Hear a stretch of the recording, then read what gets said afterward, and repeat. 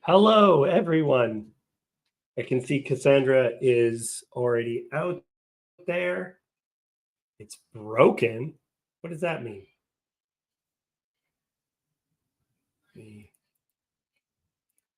We are going to be talking about Macbeth. You are welcome to join if you want to talk about Macbeth.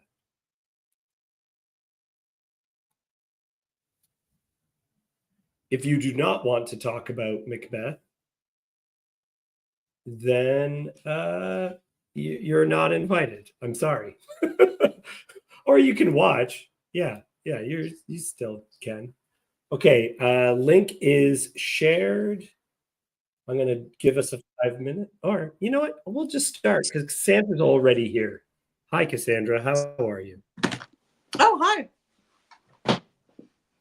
Where I am, it is a dark and stormy night. So very, very appropriate. It is storming here too. Oh, excellent. Like really bad. Do you remember what that term is in literature? Oh, what term?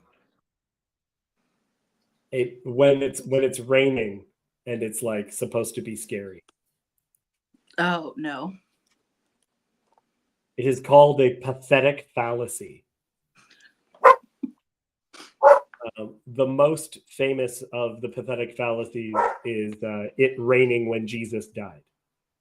Hi, Rob. Hoi, hoi. This is my friend Rob. I used to have a podcast with Rob. It was a very long time ago. Okay. Just so everyone knows, his house actually is blurry. That's not an effect. Yeah. Okay, Sandy said she might be joining us as well, but either way, look, we got 7 people watching us. Wow, what an audience. So we're going to get to it anyway. And yeah. First off, Cassandra, what did you think of Macbeth before we get into presentation or going through text or anything else? Yeah, I mean, I like the play. I liked it. It's in a castle. People are killing each other. It's pretty cool. I did have a hard time understanding it the first time I read it when I was in high school, but I've been watching the play you sent me, which I think helped fill in a lot of gaps of what I didn't know was going on.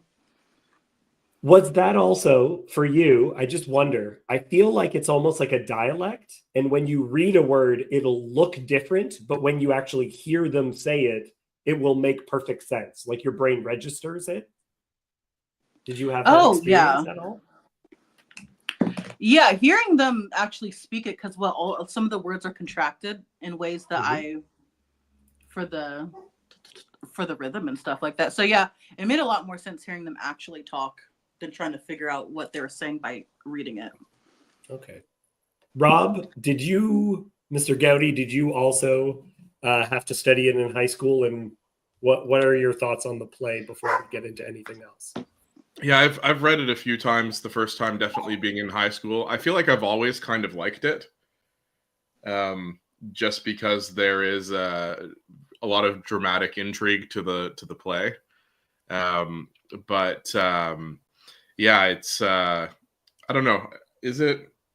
I'd say it's probably in my top 3 for Shakespeare of the plays that I enjoy. Rob is also a murderous Scotsman, so I think that's also true. I do identify with the main character a little too much. Yeah. Sandy, your thoughts on the play just generally?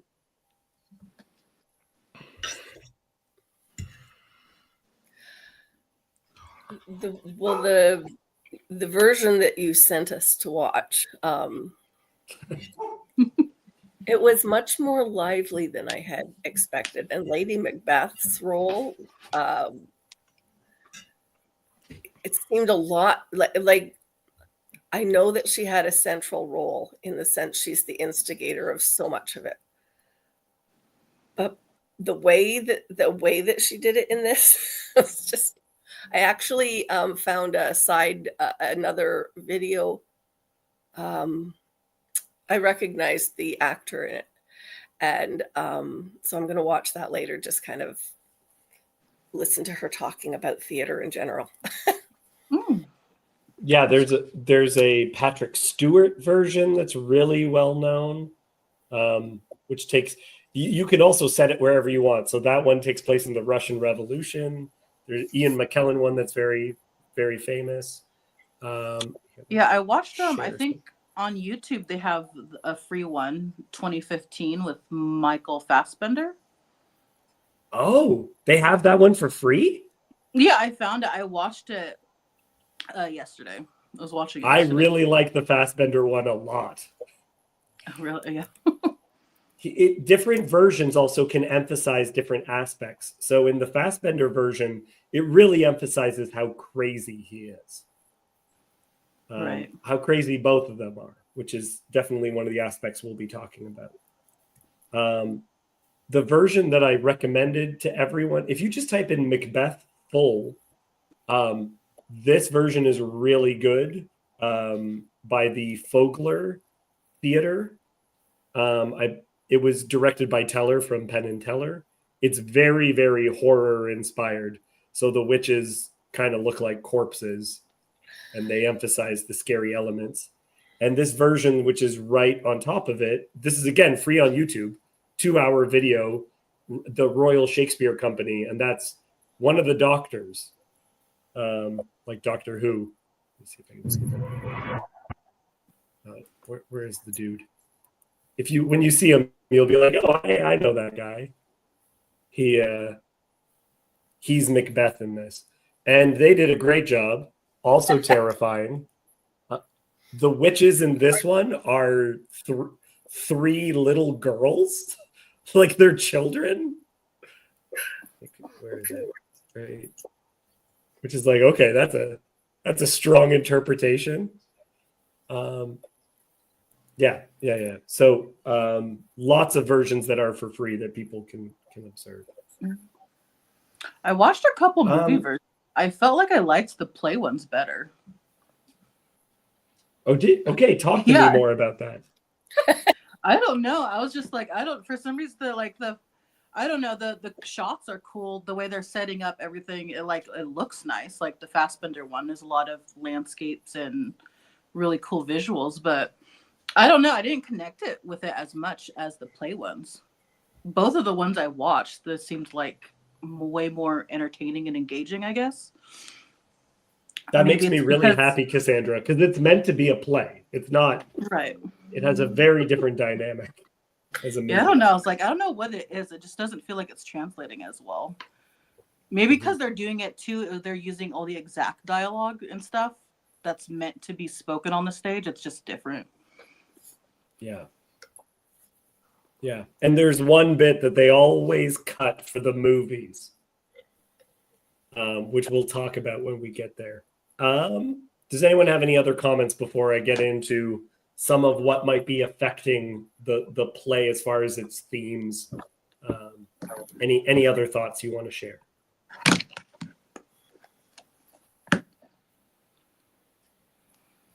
Nothing. Okay. Well, then you're going to watch my PowerPoint presentation. Yay. Wait, that's not what I want. All the way on the top. I thought, let's see. You told me that you're going to act out like part of the play for us, like a one. I have the script. I have the script here for us to maybe read a couple of scenes. So this is they've recreated it, the Globe Theater, where all of Shakespeare's plays would have been performed. So I was here when I went to England. We actually saw a Shakespeare production on this stage. And it's the only building left in London that's still allowed to have a thatched roof, because they made it as exactly as it would have been. They've added lights, whatever. What are you going to do? And I think a wheelchair ramp. I don't think they had those originally. Yeah, bathrooms. Not known as a very understanding time. And so what you can see even from this angle is that the stage itself has a covering to it, right? But there's an area that is not covered. Okay, so if you're there, you can kind of see over here, this is the roof. So if you're on the ground, you're standing. Then for a slightly more expensive seat, you're sitting here or here. These are like where the rich folks would sit. And the king and queen would actually sit over here. Like if they saw it, they were like in the middle of it. So it's called a thrust stage, where the audience, sometimes called in the round, where the audience is like around three sides of the stage. Okay. And if you're sitting over here and it's raining, remember they just did this, right? If it's raining, you're covered. But if you're one of the filthy people down here, you're getting hit with whatever is happening. Hi, Kirk. Oh, Hello. Kirk is joining us as well. So you can see the stage coming out like this. And they have done their best to make it as much like the original stage. Here's when it's full. Okay, you can again see, you can imagine for like Romeo and Juliet balcony scene, they'd be using stuff over here, and they wouldn't really have sets, which is kind of crazy to us.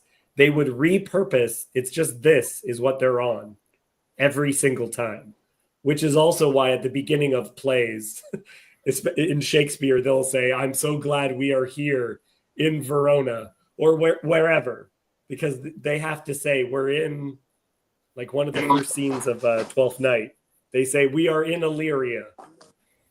It's like, why did they say that? Because there's no set. You're just on here. Which is immediately quite interesting. This is it from a front view. You can see the stage is raised. So if I go back to that, like people are like, the stage is like at their chin height. And those people who are at the bottom, the groundlings they're called, they will be drunk, they'll be smelly. This is in Shakespeare's time. Now, I mean, it's still in England, so there's still a couple of people. But it's I think this does affect his soliloquies and everything, because the character talks a lot to himself. There's a lot of one guy alone. And if you're that far away from the audience, you can imagine them actually talking directly to the audience. There's no distance between you and them. And if they start talking, then you have to shut them up in character on stage. It would also, the canopy up top had an image of heaven. So you can see this is supposed to be like a symbol of the light breaking through the clouds, or God. And then there's symbols of the constellations, right? There's Scorpio, right? You can kind of see them. And then as a representation of hell, there was a trap door. So this is a production of Twelfth Night that Stephen Fry was in, where his character is supposed to be in jail, but for his character, it's like he's in hell. So they made it that he's in the trap door, like you're going down. So you can even picture how it would use the architecture of the film to compare things to heaven and to hell.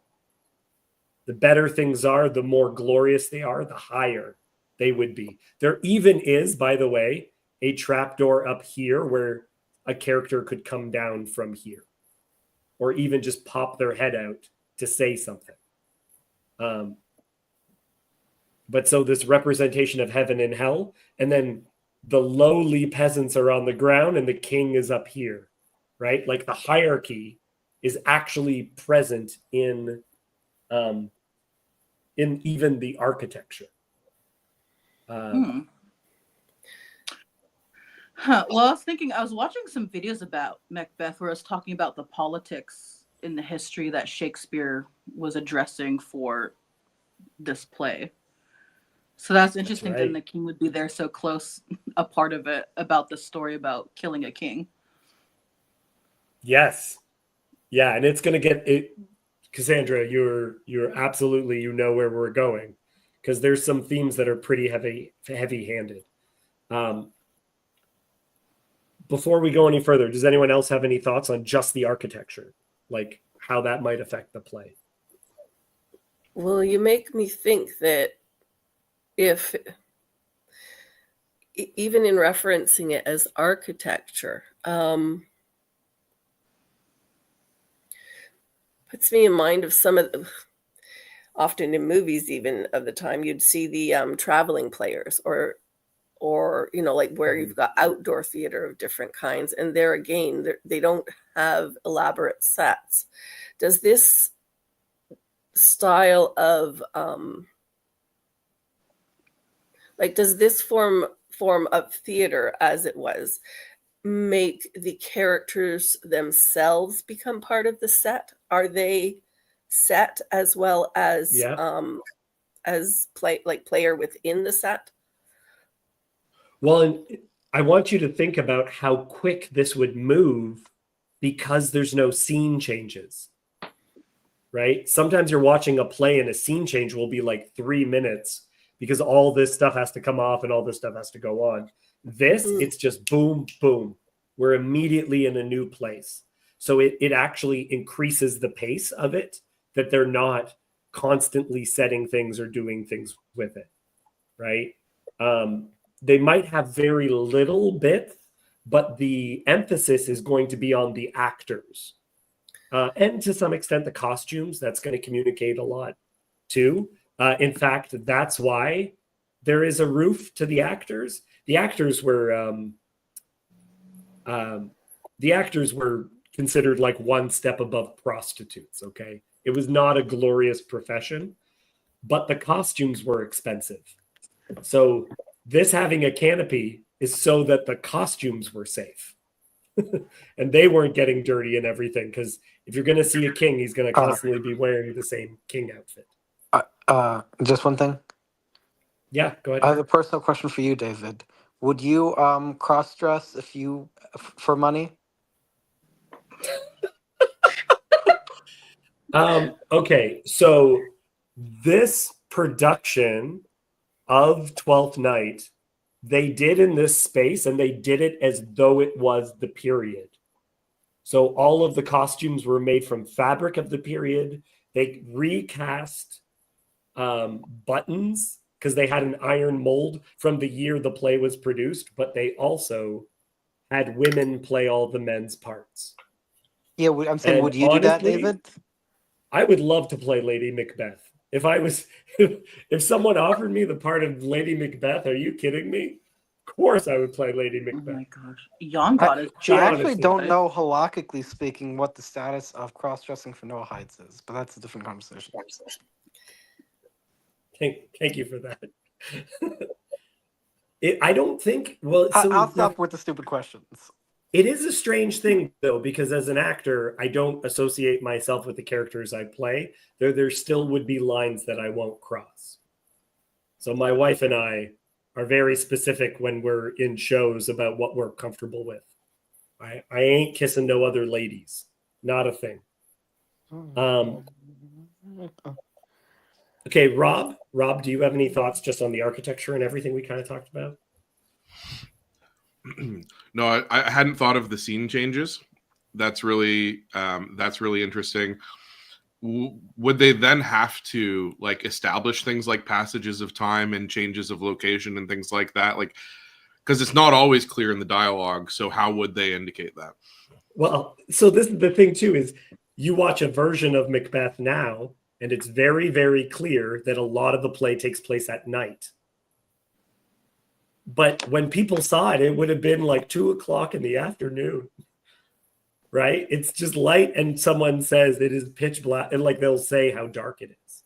So there is a lot of setting the scene with what the weather is like, what things look like. All that stuff is stated over and over again. And sometimes it's also communicated by where they're positioned on the stage. So back one. So on that topic, in Macbeth, in Romeo and Juliet, The balcony scene is up here. Think about how he describes Juliet. It is the east, and Juliet is the sun. That's how, right? So high sun imagery. And then there's tomb stuff that happens as well. And a lot of times, like when there's grave scenes, that's what they would use the trapdoor for. And what do you think they would use the trapdoor for in Macbeth?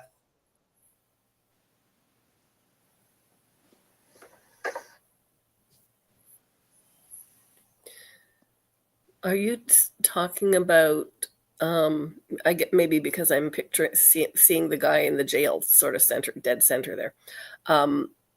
Are you thinking of it as a static frame within the play, or are you thinking of it as same as one of the side entries or something? Like, is it the entry of the witches? I think that in a lot of Shakespeare, there seems to be a scene that begs to use the trapdoor. So Hamlet has a scene where he's talking to a grave digger, and a body is supposed to be lowered into a grave. Okay. Of Ophelia. Spoilers. But in Macbeth, this is, I believe, where the cauldron would go for the bubble, bubble, toil, and trouble, where there's like items that are lifted out of the cauldron. I think they would have put it right on top of this hole and would have had things coming out of it. And again, the witches, it says they disappear into the ground. And they say the ground has bubbles like the water does. So you can imagine them going down into hell, and their witchy stuff is coming up from hell.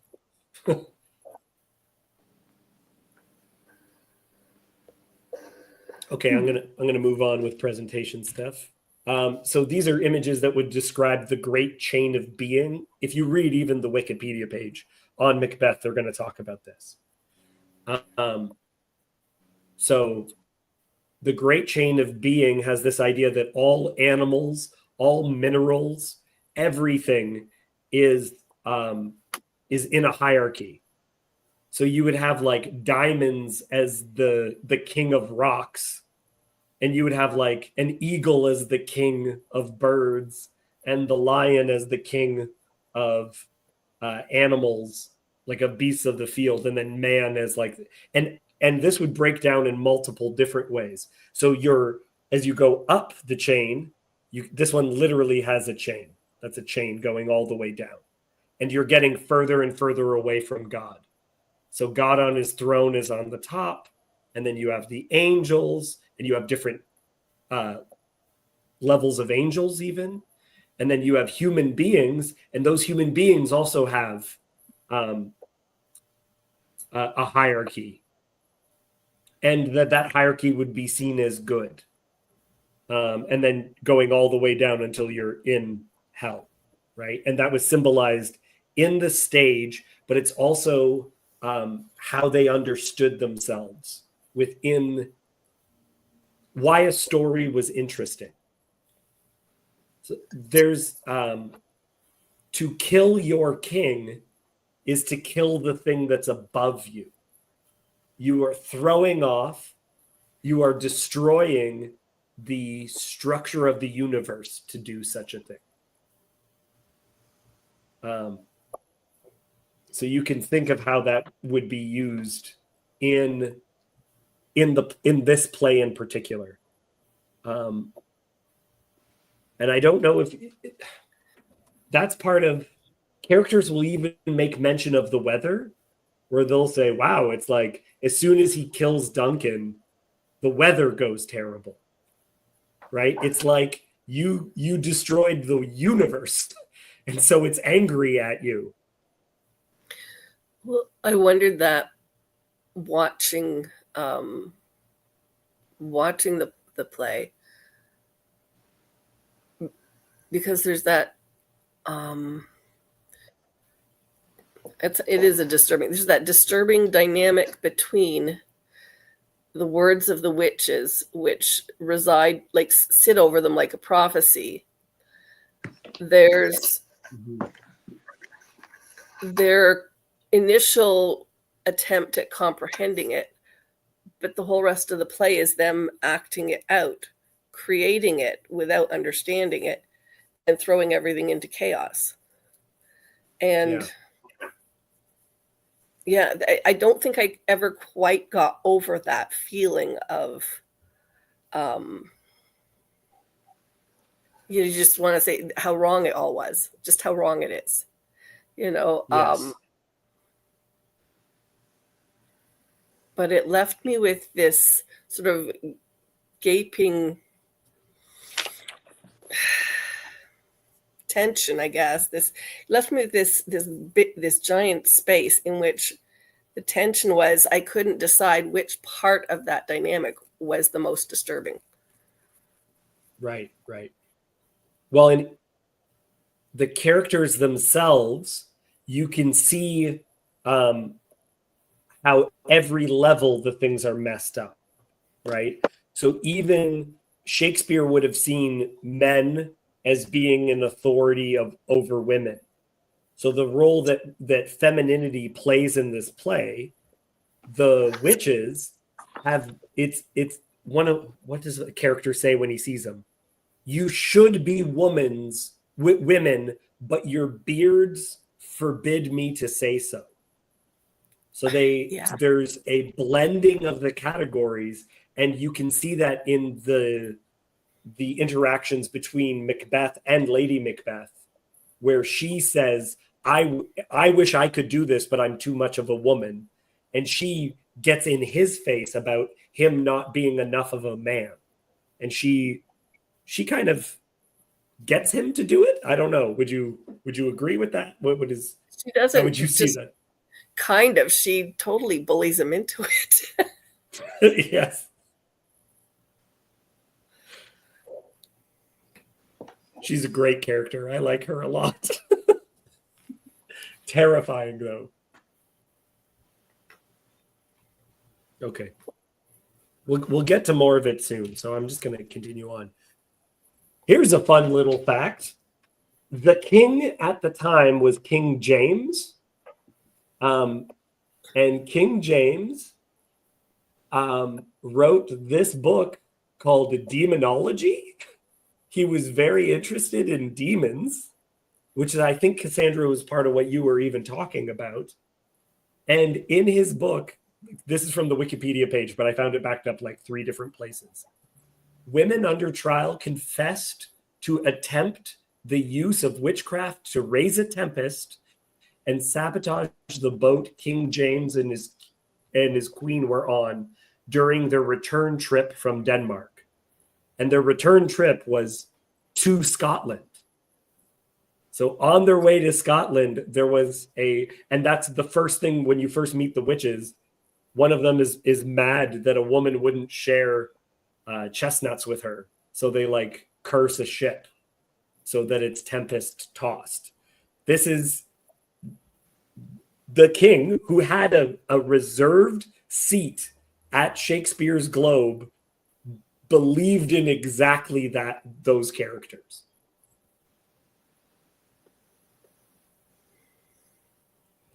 Isn't that wild? I just think it's super interesting.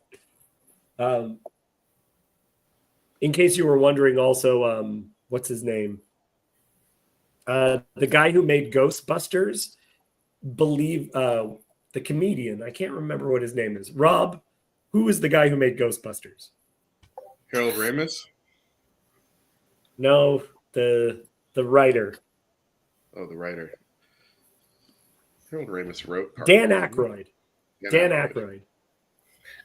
Dan Aykroyd believes in ghosts, believes they leave that goo behind, believes in the science of Ghostbusters, believe it or not. Like, and his dad did as well. He's really big into that stuff. And there's another part of it too, which Cassandra, I'm sure you'll find very interesting. These are Macbeth and Banquo, who are the 2 people who meet the witches, where they're told one of you is going to become king, but the other one you will give birth to kings. There'll be a line of kings. Banquo was believed to be King James's great-great-great-great-grandfather, like 8 generations back. So the king would have seen this character as his forefather, the child that just barely escapes the murder plot. Right, because Bank was the son of kings. That's right. Yeah, only his Or children. the father of kings, yeah. That's right. You shall not be kings, but you will get them. Which I'm kind of messed up. I like that children are almost killed a bunch of times in this play. It's one of the elements to it. No, they are killed. Oh yeah. Sorry, one kid gets away, but all my pretty little chickens. Yeah. All of them. Yeah, that's one of my favorite lines is all my pretty little chickens. Horrible. Okay, let me do a check-in again on any thoughts that might be bubbling up as we've talked about some of these themes already, how this would connect with the play itself. I'll go from the bottom to the top. Kirk? Nothing that hasn't already been remarked. Okay, cool. Sandy? I'm sorry. I'm very busy reading the comments section. Yes. So keep going up the line. Yeah, there's some really good points in there. Rob, anything coming to your mind? No, I think nothing that hasn't been said. Okay, awesome. And Cassandra, I'll give you one more shot, but you are a little more free in talking than the others. Oh. In a good way. Oh. You are my unofficial co-host. Thank you. I don't know. Now I'm just interested in the history about King James and demonology then. If he couldn't be the first one to write a book about witches and things, right? No, but he was very, very interested in it. He popularized it? Yes. Yeah. Also, it sounds kind of funny that people saying that they're witches casting spells that's like an assassination attempt. Yeah. Yeah, it's interesting to think of. Yeah. That just sounds funny. I remember there's a meme going around talking about like witches were trying to hex Trump so he wouldn't win on his first term or something. Yeah. I forgot I saw that going around again, and I was like, not far off. Yeah. Mm-hmm. Well, and if I believe in the historical account, Banquo participates in the assassination of the King Duncan. Whereas in this version, he is completely against it. He's tempted by the witches, does not give in, and is the victim of the traitor. Which you could imagine, if it's your ancestor, you don't want to see the ancestor. You don't want to say the ancestor of the king was a traitor. Right. Okay.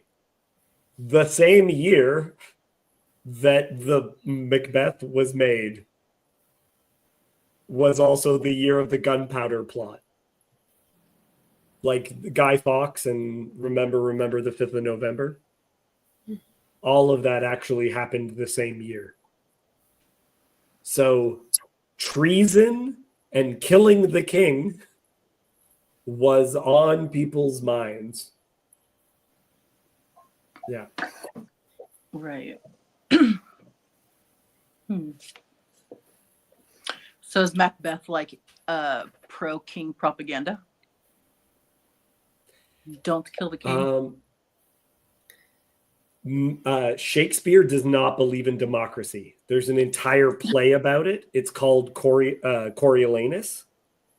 Is about how democracy is terrible and how the crowd will do whatever they want. If they had a good king, they would be mad that he wasn't as good of a public speaker. Like someone who was virtuous, who was too busy helping them, they'd be like, yeah, but I don't like how he looks. It'd be like something stupid.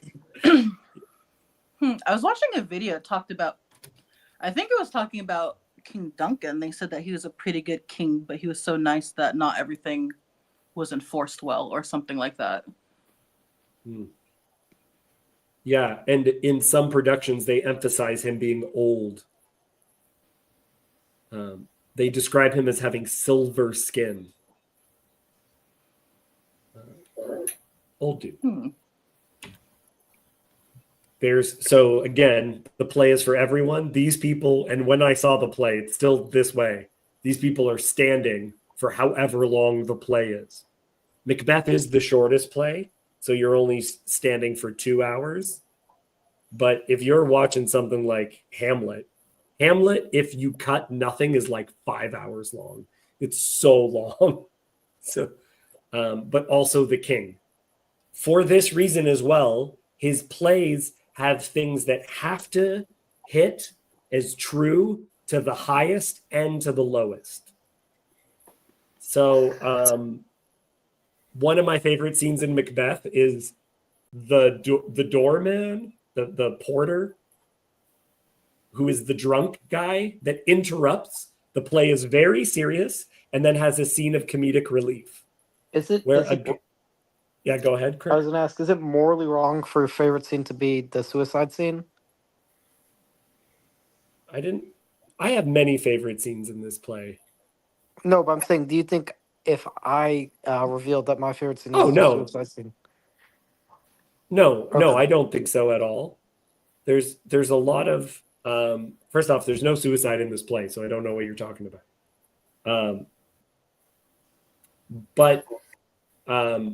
Or do you mean the murder scene is your favorite? The murder scene. The murder. Yeah, no, I don't think that's a problem. Especially if you're rooting for him to get his comeuppance by the end.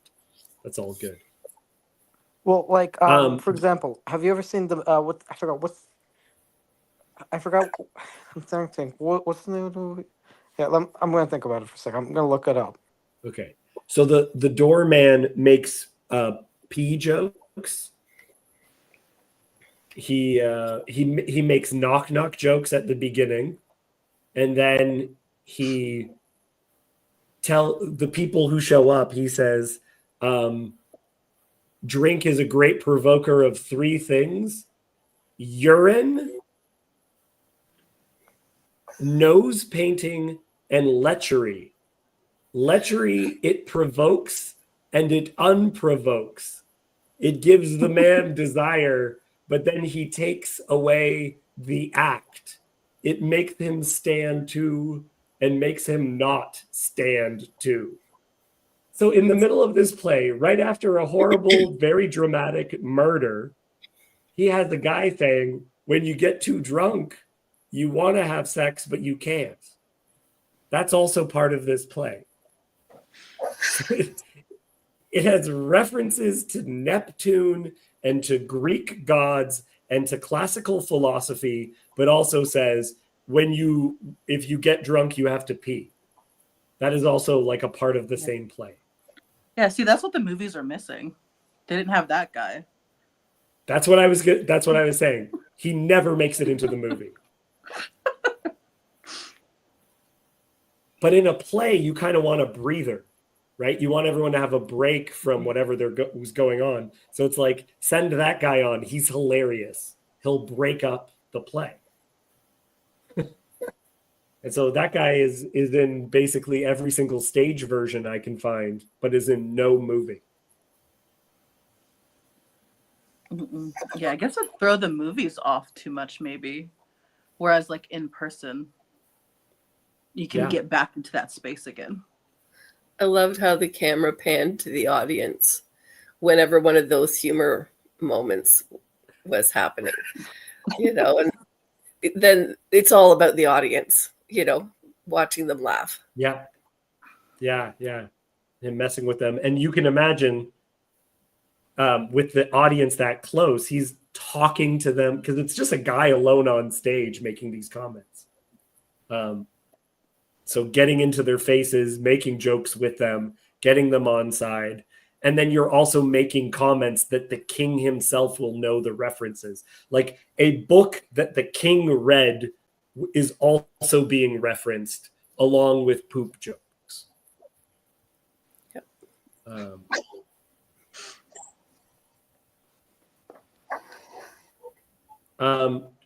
Kirk, he says it's a Zach Galifianakis movie that he's thinking about. Are you thinking of The Hangover?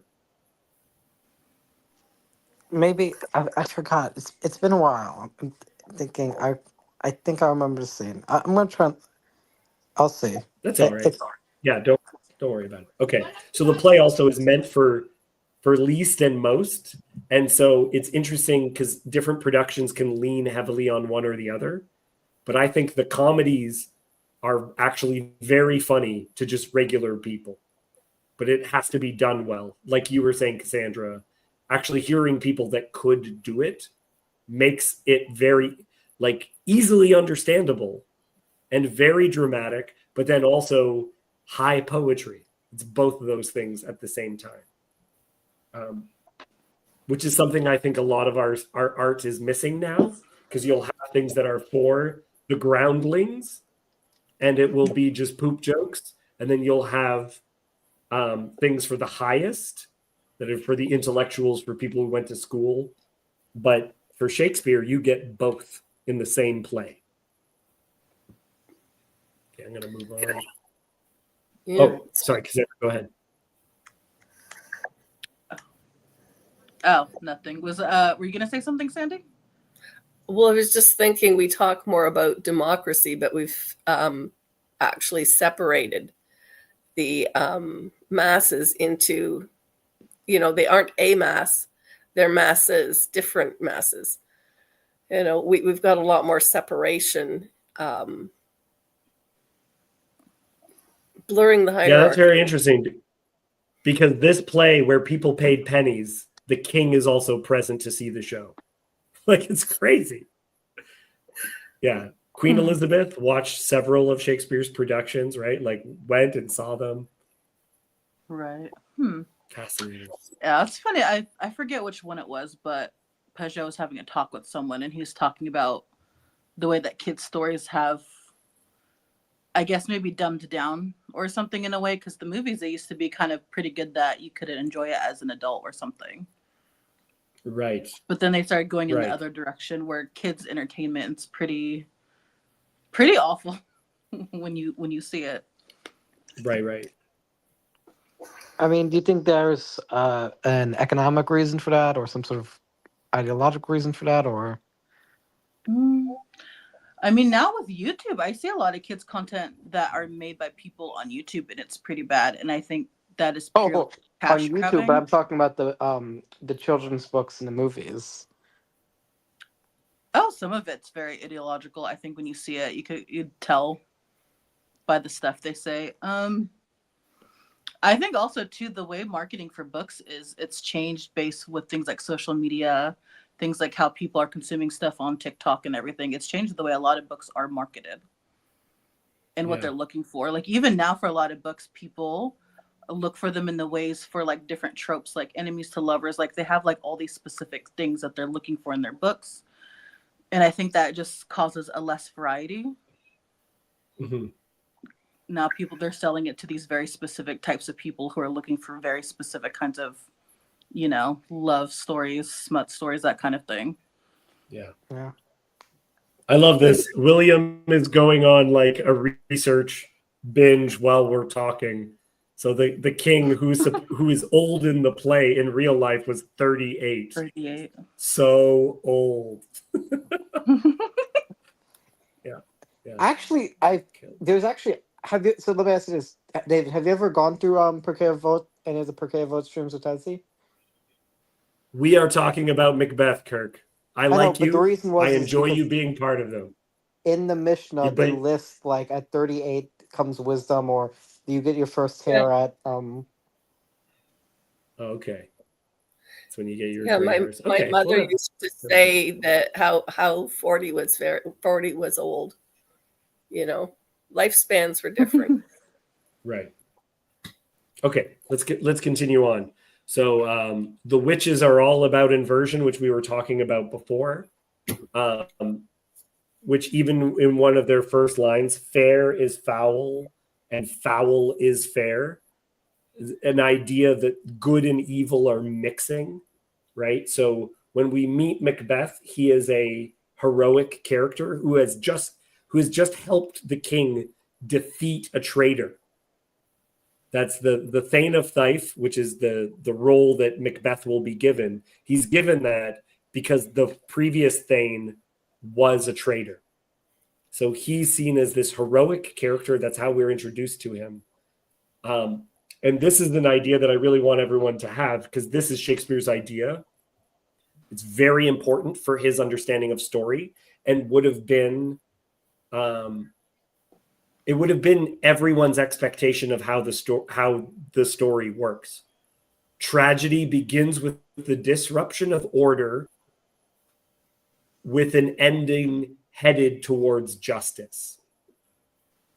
So, and Rob, I wonder your feelings on this, because you're saying you relate so much with Macbeth.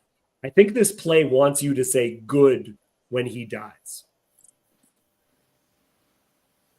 Do you have any thoughts on that? I think you get that feeling throughout. I don't know. I'm always hoping that he's going to stand up for himself at some point. And when he doesn't, he deserves what he gets, I suppose. That's good. Yeah.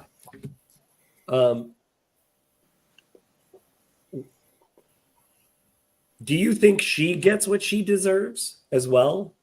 Does one deserve more than the other? You know, does Adam or Eve deserve to be cast out of Eden? Or the curses? But they the curses also are different, right? Yes, but a way of thinking about it. Yeah, that's good. You can think that Macbeth explodes and Lady Macbeth implodes, right? His is this outward thing that becomes violent towards others. Hers is like to the self. Oh, that's right. Sorry, Kurt, you're right. Lady Macbeth commits suicide, or at least it's heavily implied commits suicide.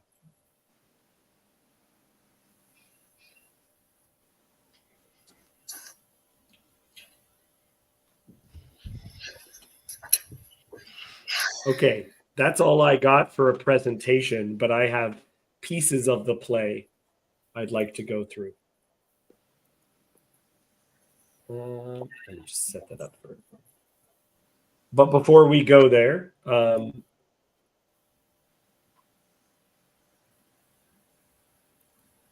no, I think we'll just go there. Can I share it? Yes. Is Macbeth an incel story? Of course, it's Yon God asking that. It's very clearly not. The whole problem is that he has a wife. Well, William, look at William's comment. Where is it? Show on stage. Can I? He says, ignore wife. No. It's a couple ones up. Macbeth should be loyal, ignore wife, ignore old ladies. Not be too ambitious. I think that's why Young God said that. You have this story is actually about ignoring women and how that would give you a better life. Yeah, I have a question for everyone. Misogyny inceldom? I don't think just because you're a misogynist means you're an incel. Macbeth, Yon God is a troll, so don't feed the trolls. Only use it as the takeoff point. He is joking. He is never fully serious. But I like his question because it's interesting, because you said he can't be an incel. He has a wife. That's the problem. But the first time you see them together, does he have a wife or does she have him? Interesting idea. I was thinking of that already when you talked about who bears more fault. He's not an incel, he's a simp. Yeah, get the terminology right. That's so good, Rob. That is correct. That is correct. Yeah. Yeah, Samson and Delilah's story, I think, loosely Yeah. fits over that. You kind of have like something similar. But I mean, in terms of who's at fault, at the beginning, it seems like Macbeth already has an inclination. Although at the time it is just, it's a thought, it's an inclination, it's something that is in his mind, but his wife Yeah. pushes him to action because, like she says at the beginning, you won't do anything. You sit on things, you steal on them, but you won't do them. Even though Yeah. at the beginning it also seems like he's a war hero. I don't know. But Like that's Yeah. the interesting But- component. Away from home, out in the field, where the battle is an actual battle that you can fight. He will fight the battle. The battle is clear. He'll do the save the king from the traitor. As soon as he gets home, the world shifts. Mhm. It isn't go back to the line of the that you said where the witches came in. Fair is foul, foul is fair. It's all about which way is really up. Yeah. It inverts the natural order of things, and he's struggling against it the whole time because it's not clear the same way that it is on a battlefield.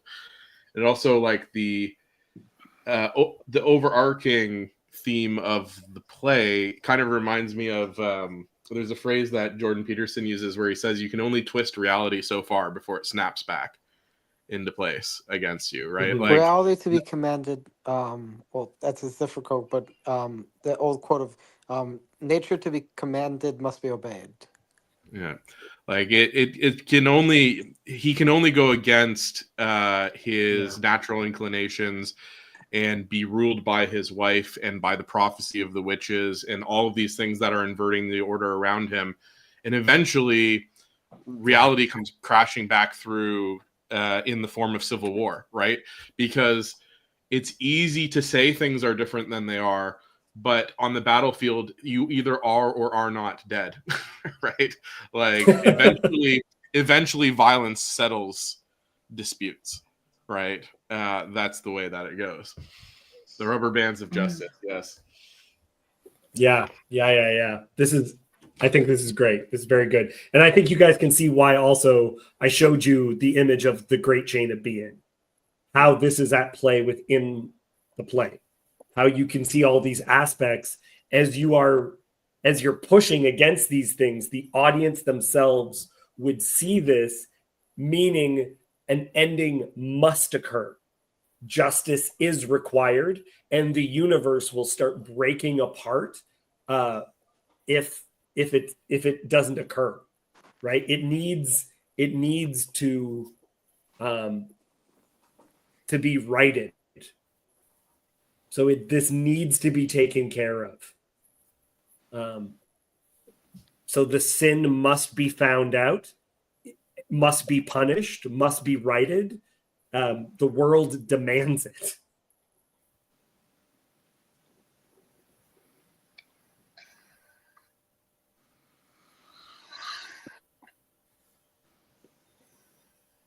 I'm trying to think of Okay. something I read this week. I've pulled out Rabbi Soloveitchik's book title. I think it's Repentance. I've got it here, but it's poor thing has been. Anyway, I was reading it, and the page I opened to the other day, we just had we had one of our at work in the fashion department. We had a quiz from the manager. Do you know what seasonal liability is? And of course, my brain was going to all of the logical places that I thought the word fit. Mhm. And I knew it related to what I had brought up about needing to rotate the stock. But the word liability felt wrong in the context because I couldn't see how it was used. And then I opened this book on repentance, and it used the word liability as well. And it was referencing the fact that was referencing it in the context of sin and its liability are kind of born together. And so basically, it's in Russian. If you don't put things out in due season, if you leave them hanging in the back room behind other things, they're a loss the second they arrive. Yeah. You know, like, which means that it isn't just what I would think where it's the what goes wrong. It's something to do with that hierarchy you showed us. There's a way that things fit together. And some things simply in coming into being bring their parallel component with them into being. And that's part of the challenge that we process, or maybe just processing right now. Well, and it happens like there's a lot of conversation as well about fractal patterns, that as it happens, it ripples out. So as things become unnatural, they become increasingly unnatural. So one of the characters, after this character is killed, a bunch of horses turn cannibalistic and kill and eat each other. The character just says that.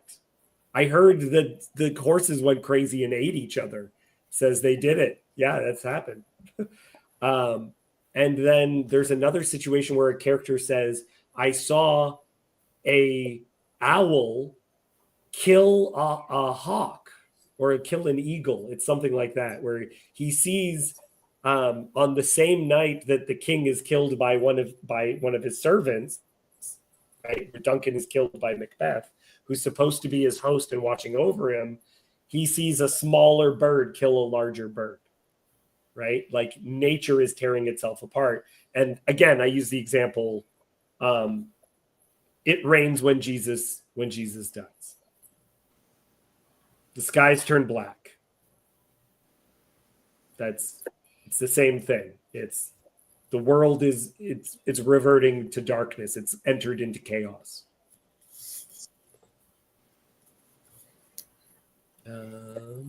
Okay, I'm gonna share this guy now. To-do. Let me see if I can make this more visible. Yes. Okay.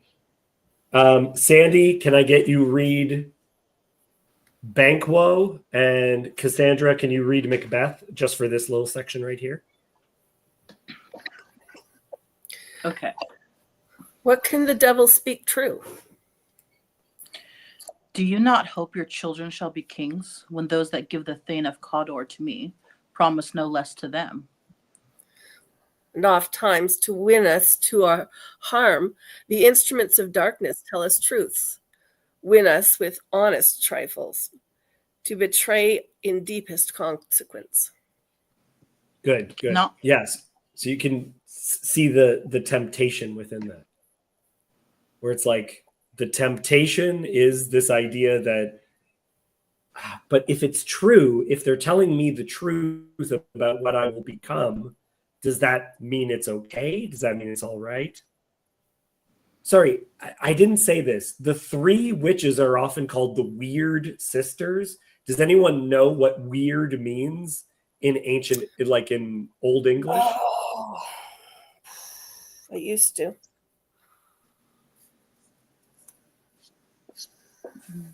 It describes the dynamic. Three women. Think of three women in Greek mythology. Three women together.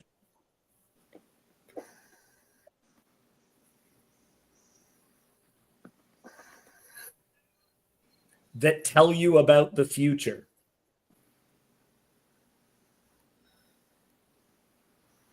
No. Haven't spent enough time Nobody. there. Talking about Sorry. the fates. Yeah, it's talking about, there we go. The fates. Yeah. Oh. the three faiths, where they are personifications of the future itself. But think about, if you're a Christian, how would you view the fates? Right? Especially, this is right in the middle of all Reformation stuff. Right? Yeah. Predestination. Do you have choice? Do you have agency? If he's going to be king, does he have to do anything? What is he supposed to do in this situation? Well, So that goes back witch, to Scrooge and the Christmas story. You know, the spirit right. of Christmas, past, present, and future. Things, any one of those going off throws the other two off. Any one of those pointing more strongly towards something, like, look how much Scrooge, for example, weighs in on the past. What is past? That he ignores the present and doesn't have any hope for the future. You look at Calvinism and all the stuff you're pointing at.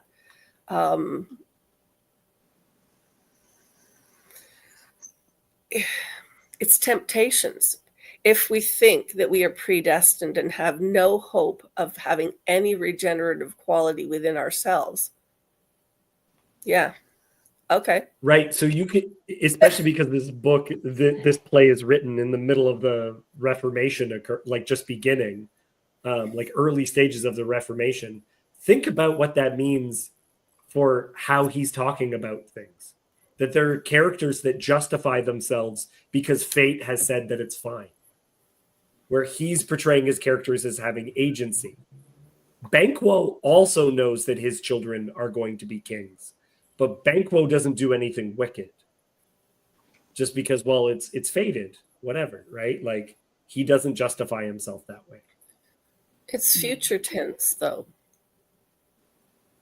You know, like, well, but it is for Macbeth as well. But he still acts on it. No, because so like the king that is murdered represents the past. Macbeth represents the present. And Banquo represents the future. It's not him that has to be king. It's his children will be kings. Right. So there's a different dynamic that comes into play in our engagement with each of those different spheres. And that's, I think, a lot of the current even argument around the Reformation and the various faith topics still is. How do you think you're going to draw the universe that will make the most sense? Right. You know, right. And then the ladders and the things, and we don't trust for this reason, because Shakespeare plays within these topics, people debate what side he fell on the Reformation, because he has plays that take place in completely Catholic countries when England was Protestant. He goes back and forth between different characters of different backgrounds. He includes Moors in his play as well, and he'll go to characters who live in the pagan world as well to try to get at different ideas. Even the witches worship Hecate, who is a Greek goddess, and would have been seen as a devil figure at that time. But he doesn't have them worship the devil. He has them worship Hecate, which is very interesting in and of itself. The association between witches and paganism goes back a long time. Yes. Yeah. Rob, can I get you, Rob, to read this little soliloquy? Cannot be ill, cannot be good, if ill. Why hath it given me earnest of success? Commencing in a truth, I am Thane of Cawdor. If good, why do I yield to that suggestion, whose horrid image doth unfix my hair, and make my seated heart knock at my ribs?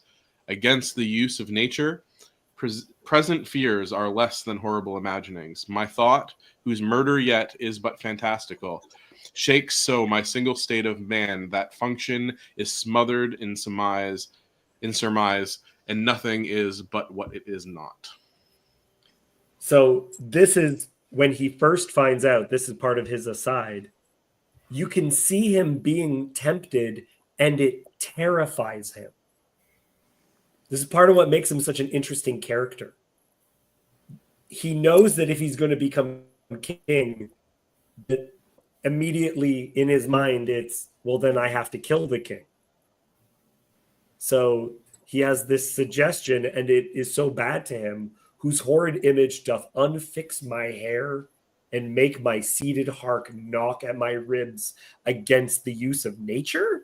Like, it's terrifying him, this possibility. As he goes deeper into it, he becomes less and less human.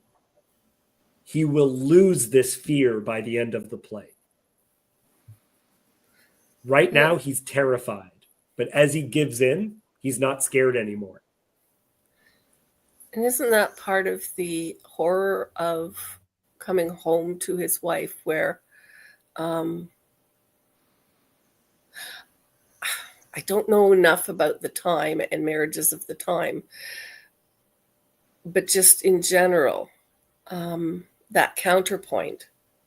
There should be the chronic, constant pushing against, that place where, you know, you push against each other in healthy ways, to when one of you is unsettled, you have solid ground to push against. And instead, she yanks him forward, falls right into all of the fears. Yeah. And a way of thinking about this, that was really beautiful, Sandy. I really appreciate that. Yeah. Yeah. Like the relationship between the husband and the wife.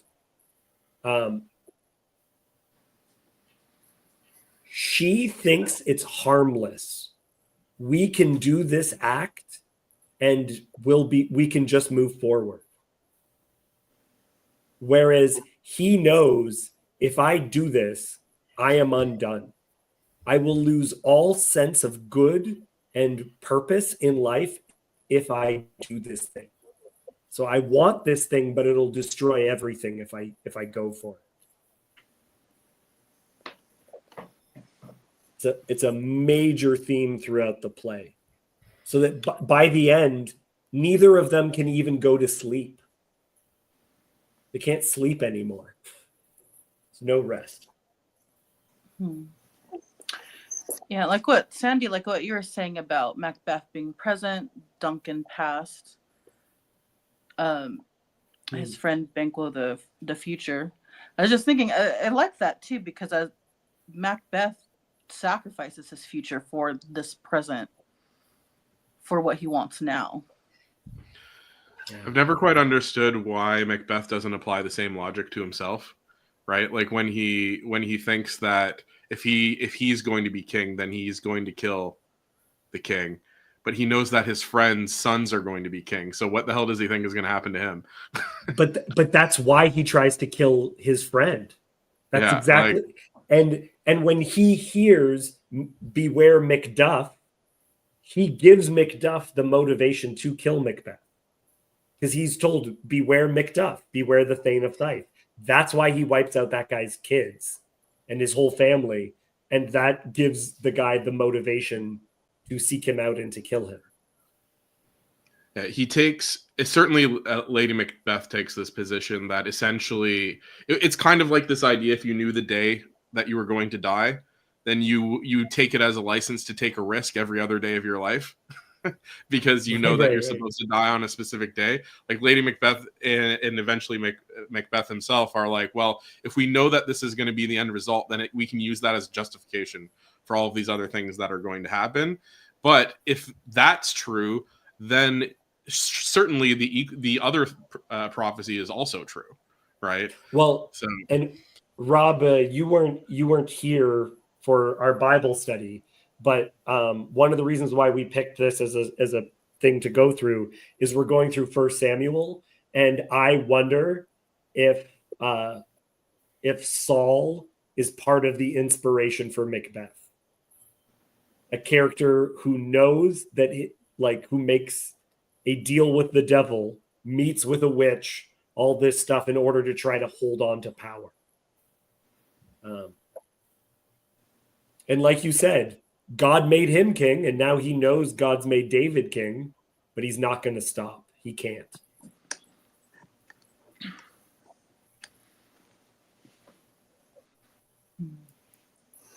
Okay, Kirk, you get to read this one now. Unless you don't want to. You don't have to. Oh, aside the Prince of Cumberland, that step on which I must fall down, or else leap.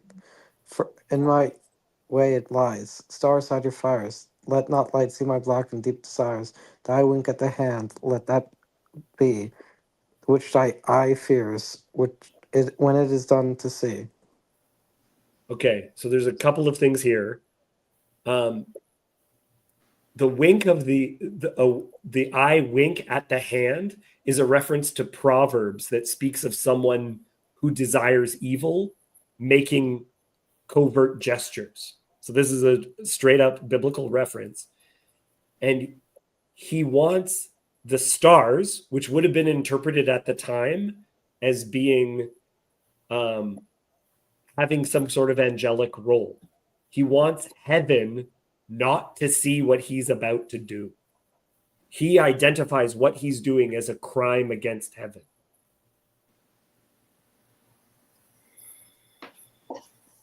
It's great.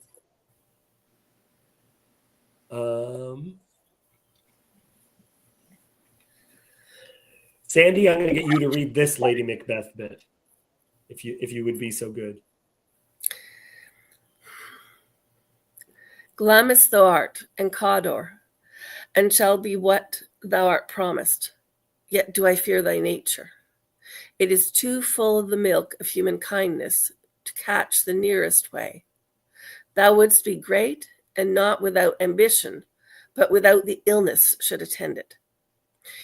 Hie thee hither, that I may pour my spirits in thine ear, and chastise with the valor of my tongue all that implies thee from the golden round, which fate and metaphysical aid doth seem to have be crowned withal.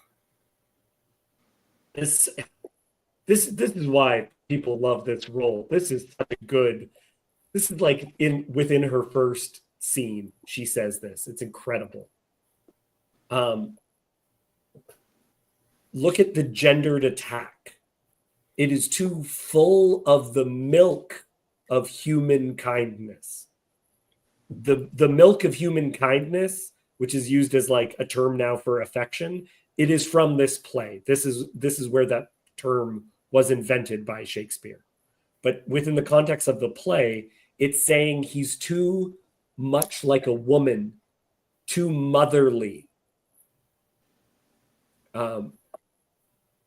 I can't remember who said it. I think it was Cassandra. You said it, that she is in his face.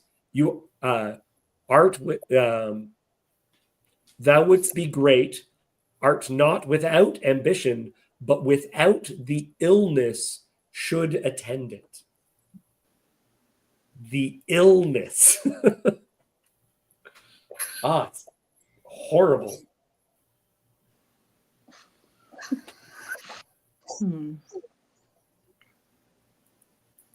Mind control everywhere. Can't save against it.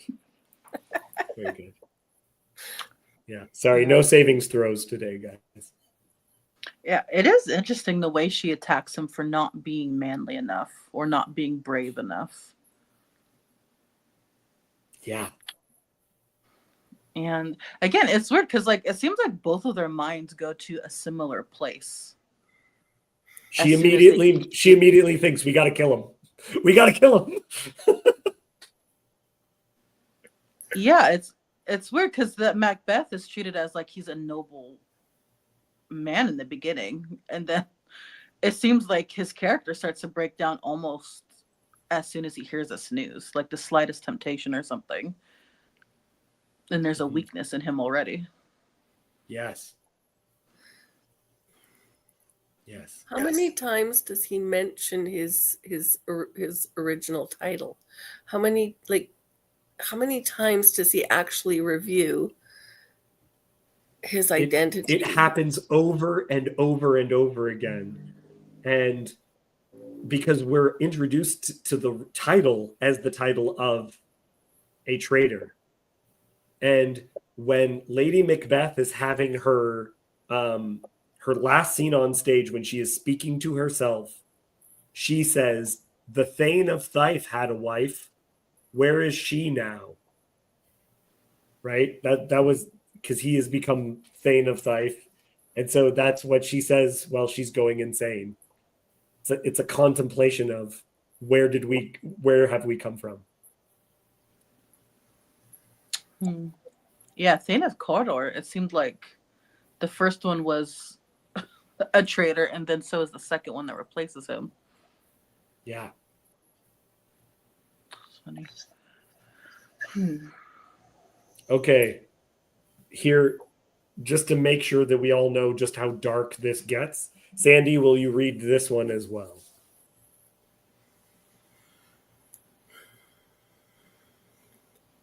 Come, you spirits that tend on mortal thoughts, unsex me here, and fill me from the crown to the toe, top full of, does that say, direst cruelty. Make thick my blood, stop up the access and passage to remorse, that no compunctions, visitings of nature, shake my fell purpose, nor keep peace between the effect and it. Come to my women's breasts and take my milk for gall, you murdering ministers. Whenever in your sightless substances you wait on nature's mischief, come, thick night, and pall thee in the dunnest smoke of hell, that my keen knife see not the wound it makes, nor heaven peep through the blanket of the dark to cry, hold, hold. She is straight up asking to be possessed. Begs the spirits, says, this bit, man, come thick night and pall thee in the dunnest smoke of hell, that my keen knife see not the wound it makes, nor heaven peep through the blanket of the dark to cry, hold, hold.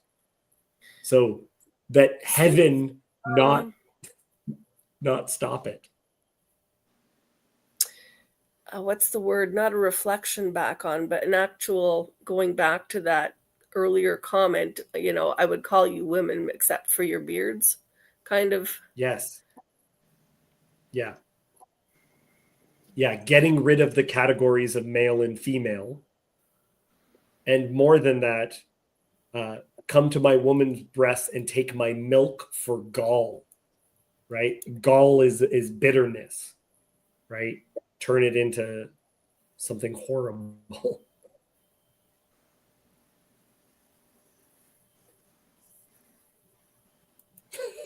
Yawn God, of course. This is excellent trolling.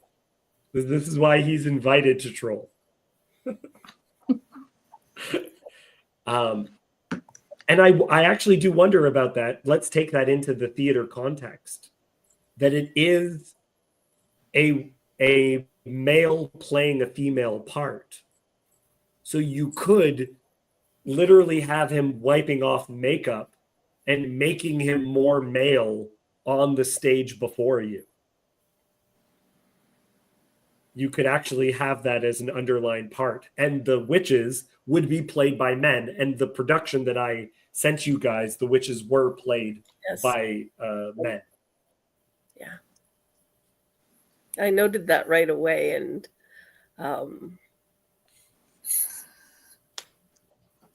yeah, that whole scene is just...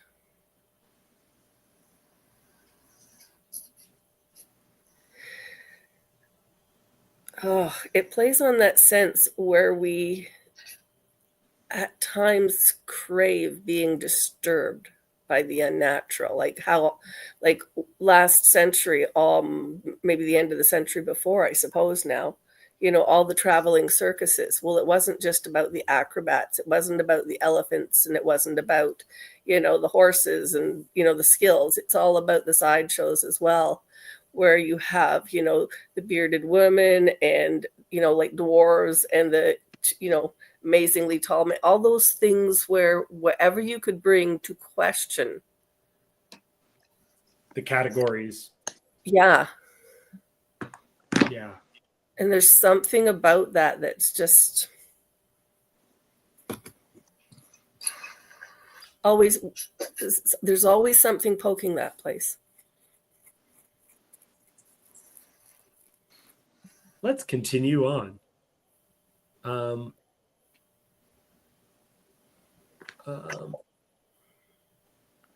Is this the right one?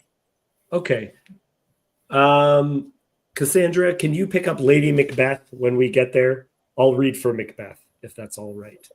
Okay. We still have judgment here, that we but teach bloody instructions, which being taught return to plague the inventor. This even-handed justice commends the ingredients of our poison chalice to our own lips. He's here in double trust, first as I am his kinsman and his subject, strong both against the deed, then as his host, who should against his murderer shut the door, not bear the knife myself. Besides, this Duncan hath borne his faculties so meek, hath been so clear in his great office, that his virtues will plead like angels, trumpet-tongued against the deep damnation of his taking off, and pity like a naked newborn babe striding the blast, or heaven's cherubim horsed upon the slightest couriers of the air, shall blow the horrid deed in every eye, that tears shall drown the wind. I have no spur to prick the sides of my intent, but only vaulting ambition which overleaps itself and falls on the other. I'm sorry, we have to pause. We have to pause for 1 second, because man, is that a monologue. And can you see the religious themes that are within this? That he thinks it's so against justice, he's going to drink the poison. And again, the chain of being. He is my kinsman, and I am his host. I am going against what nature says I'm supposed to do. And will not this, and because he's also a good man, will not the angels, will not God hear this? What won't it be so clear? Do you find it interesting how he describes Duncan, given how his wife described him? Yes, but there's one reference that I didn't put in here. She says, I would have done the deed myself, but when he lay there, he looked too much like my father. It's just like, and the king is seen as like the father of the nation, right? Like, yeah. Okay, are you ready, Cassandra? Oh, yes. How now? What news? He has almost supped. Why have you left the chamber? Hath he asked for me? Know you not he has. We will proceed no further in this business. He hath honored me of late, and I have brought golden opinions from all sorts of people, which would be worn now in their newest gloss. Now, not cast aside so soon. Was the hope drunk wherein you dressed yourself? Hath it slept since? And wakes it now to look so green and pale? At what it did so freely from this time, such I account thy love. Art thou afeard to be the same in thine own act and valor as thou art in desire? Wouldst thou have that which thou esteemest the ornament of life, and live a coward in thine own esteem, letting I dare not wait upon I would, like the poor cat in the adage? Okay, sorry, pause 1 second. This is so good how he says, we're not going to do this. We're not going to talk about it anymore. We're all done. There's the standing up that I think Rob really, really wanted. Baby, please. We're not going to do this. We're not going to have this conversation. I just love this attack. Was the hope drunk wherein you dressed yourself?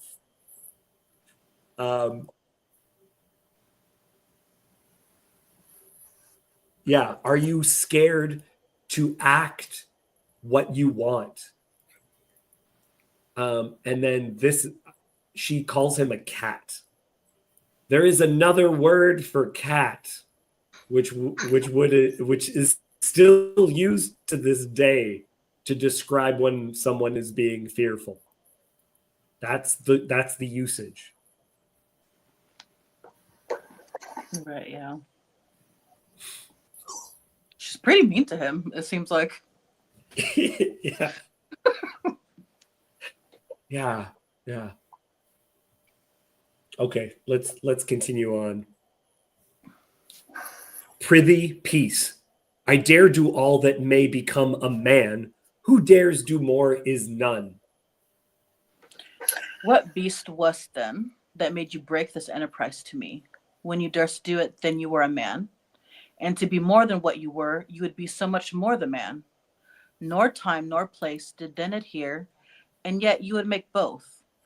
They have made themselves, and that their fitness now does unmake you. I have given suck and know how tender 'tis to love the babe that milks me. I would, whilst it was smiling in my face, have plucked my nipple from his boneless gums and dashed the brains out, had I so sworn as you have done to this. That is one of my favorite lines in the entire play. And I don't know how you guys picture it. For me, what I want out of this, I saw this Shakespeare thing where they did the part two different ways. One, she is aggressive and like yelling and pointing in his face. But the one I like more is when she's crying like she's the victim. Where she's like, how could you have done this to me? I would have sooner killed a baby if I had been done what you just did to me. Right, yeah. Sorry, go ahead. I was just thinking I don't know, if she said that to me, I'd just leave. I think this is the end. I don't know how you would handle that. Like, I think this is over. Just walk out, guy. Just walk out. Yeah. Again, attacking her own femininity, you'll notice. I want you to see this. So Shakespeare is done in iambic pentameter. So a line has 10 syllables. Ba-ba, ba-ba, ba-ba, ba-ba. Look at how this is written. Who dares do more is none. What beast what's then? This is one line of iambic pentameter. Who dares do more is none. What beast was then? So in Shakespeare's breakdown, by doing it this way, he's making her cut him off. It's only iambic, it's only still pentameter. It's only the 10 beats if she interrupts him. So he's even writing that she is straight up being like upset with him, cutting him off. That's part of it. He doesn't finish the line, she does.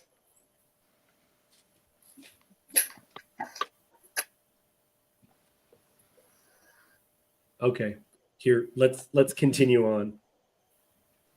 If we should fail? We fail, but screw your courage to the striking place and we'll not fail. That is, we all know a euphemism when we see one, right? If we fail, but screw your courage to the sticking place. Right?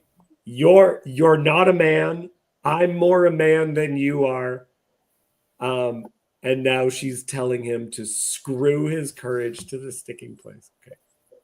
Bring forth men children only, for they undaunted metal should compose nothing but males.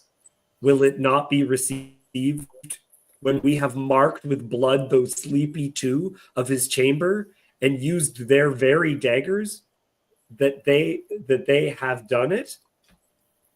Who dares receive it other, as we shall make our griefs and clamor roar upon his death. I am settled and bend up. So even this, he says, like, she has bent him. She's done it, guys. She wins. Rob, how are you so quiet right now? I know you have an opinion on this.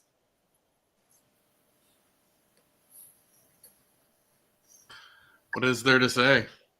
She's a bitch.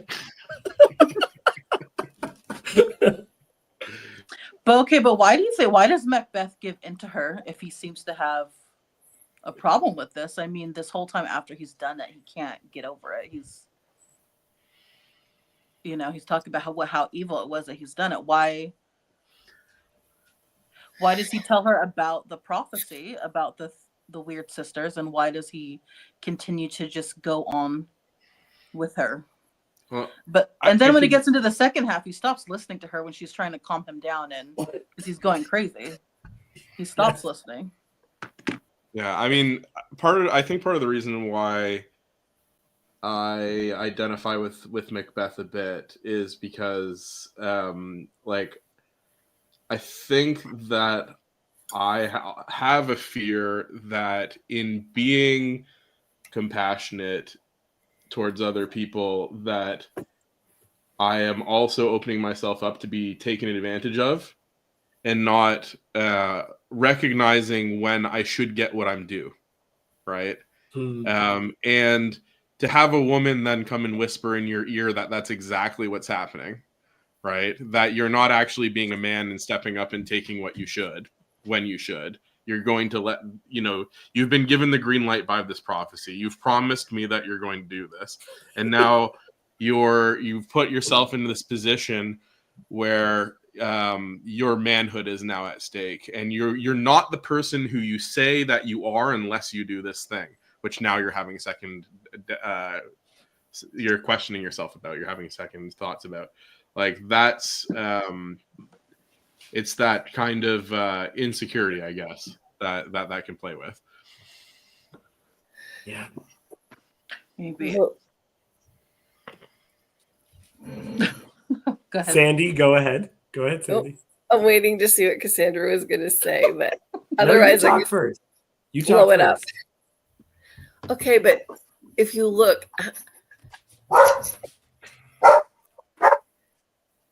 their whole conversation, every king needs a queen, every king and queen must produce heirs.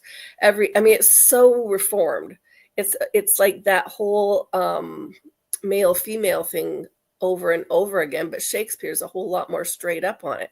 He's going, when he says this is about sex, he means this is about sex. When the Calvinists say it, they mean we're not going to talk about it, but we're still going to say it's about sex. Where every other line in the play is alluding to not just the act of sex, but the entire dynamic of it. And there is an energy that runs between, men and women in different contexts, and especially the king and queen or future king and queen in that context. They're arguing about what they can produce together and how the outcome is going to be played out. He bends up to her will. Really? I don't know. Maybe he does. But it also says, I don't really have any control over my decisions. Sometimes decisions just happen. And the alternate fear of women is everything that you say you're going to do, if you don't really have the power, then you're just imposing upon me and not participating with me and protecting me while doing so. And here's the question, Rob. I think you are going to understand this deeply.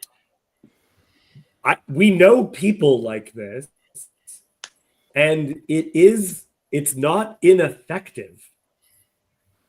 This is not a woman that you couldn't meet, and you couldn't meet, and it's not an impossible character that listens to her after being berated like that. The funny thing is, like, I see this archetype play out in like really, really, like, it's almost the cliche is that it's like high performing male athletes and their wives. You see this type of dynamic. Well, that's right? interesting because the athlete is seen as this powerful man.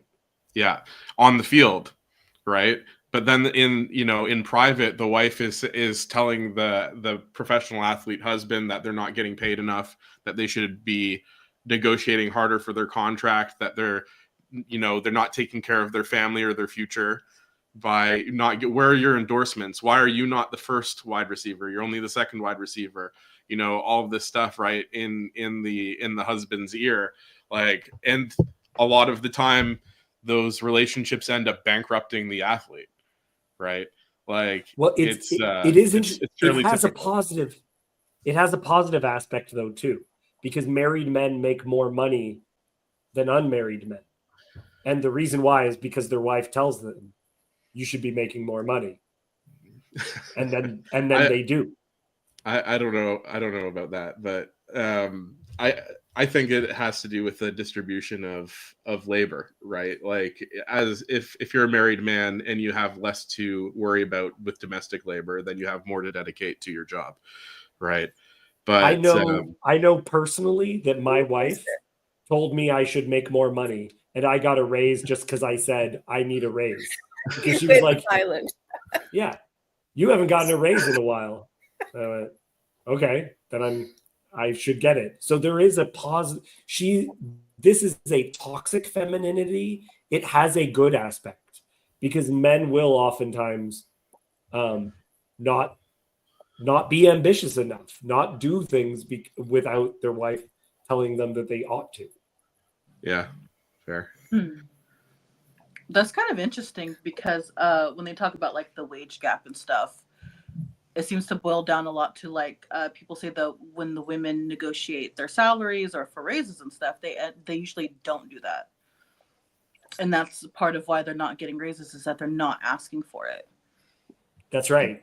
And so I asked for no, but I'm saying it's interesting that you're saying with the married, you tell the husband like, "Hey, you should be doing this." It's because it's an uncomfortable thing to do, and they don't have a problem telling their husband to do the uncomfortable thing. Right. No, it's true. Apparently, this. Yeah, because I was thinking, I'm not sure how, because Macbeth seems ambitious, but I guess it's his wife that is the most ambitious. And so when she asks to be like unsexed and possessed and everything, it's kind of interesting because I guess she can't do the things she wants to do herself because she's a woman. And this so is also why it's so important, though. Yes, she uses him as her body to some extent to be able to do the things she wants to do. But the other aspect of it is that she is wrong. She thinks we can do this thing and we'll just move on. And so that's why it's so important that she goes mad. Her madness is in contrast to how harmless she thinks we can dabble with these things. Right? It's the woman who cheats with a man to make him hers, and then now he's the kind of guy that does that, and so does it to her. And she was like, "Oh, I thought we could play with these things and it would be harmless. Not now we introduce this as viable." Right? It's I knew a couple, and some of their interactions became violent, and the introduction of violence into the relationship was she hit him, I think more than once, and then after she started engaging in violence, then he would hit her back, and she would talk about the relationship as abusive, but took no responsibility for the fact that she introduced the concept of violence as a viable way of communicating, which is like horrifying. It's like, it's terrible. Again, I'm not saying these things are all right. It's just like, hey, I introduced this evil and I didn't think it would be harmful at all. Okay, Right. Yanni, I'm sorry, I got to interrupt. Yanni, you're very wrong. James the First was first of England, but was fourth of he's the king of Scotland as well. He's a Scottish king. It is called the Scottish play because people believe, and I go to a theater where people believe this. If you say that Macbeth in a theater, that there's like the play itself is cursed. And accidents will happen if you are careless with saying it. So people will call it Mackers or the Scottish play. Mm. I was wondering if that only worked if it was only in the theaters, or if it was just in general saying it. No, specifically it's in theaters. Too many instances of actors actually breaking a leg. Right, because the story I heard is it said that a witch didn't like that Shakespeare put in the incantations of the witches, so that they cursed the play. Yeah.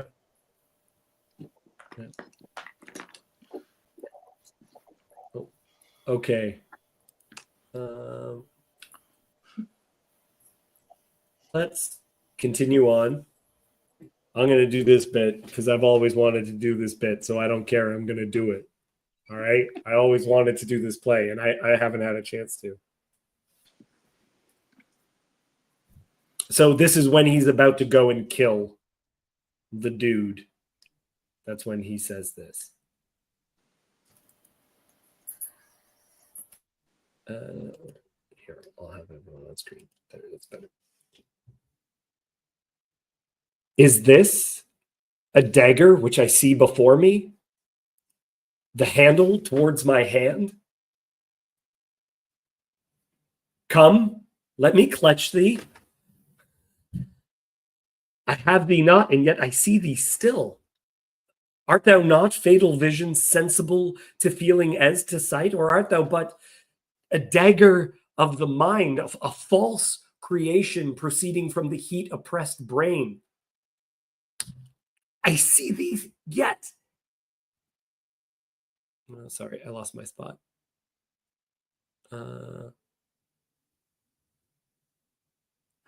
I see thee still. Art thou not fatal vision, sensible to feeling as to sight, or art thou but a dagger of the mind, a false creation proceeding from the heat oppressed brain? I see thee yet in form as palpable as this which I draw. Thou marshallest me towards the way that I was going, and such an instrument I was to use. Mine eyes are made fools or the other senses, or else worth all the rest. I see thee still, and on thy blade and dudgeon gouts of blood, which was not so before. There's no such thing. It is the bloody business which informs thus to mine eyes. Now o'er the one half-fold nature seems dead, and wicked dreams abuse the curtained sleep. I go. It is done. The bell invites me.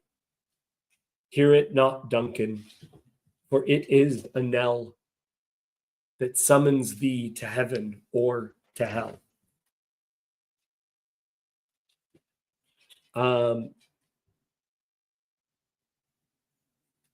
So as he engages in sin, one of the things that occur, thank you, Yanni, is he loses his mind. So this is a very famous scene. He has a vision of a dagger that's dripping blood, pointing in the direction that he was about to go. This is just so good, guys. This play is so good.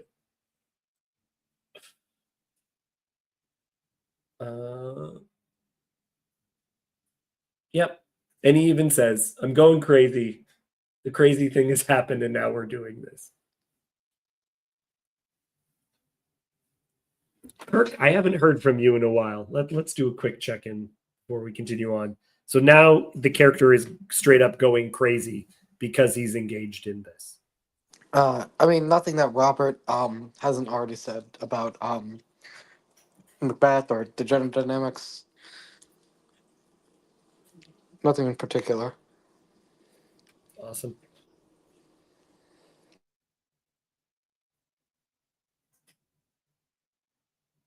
Anyone else?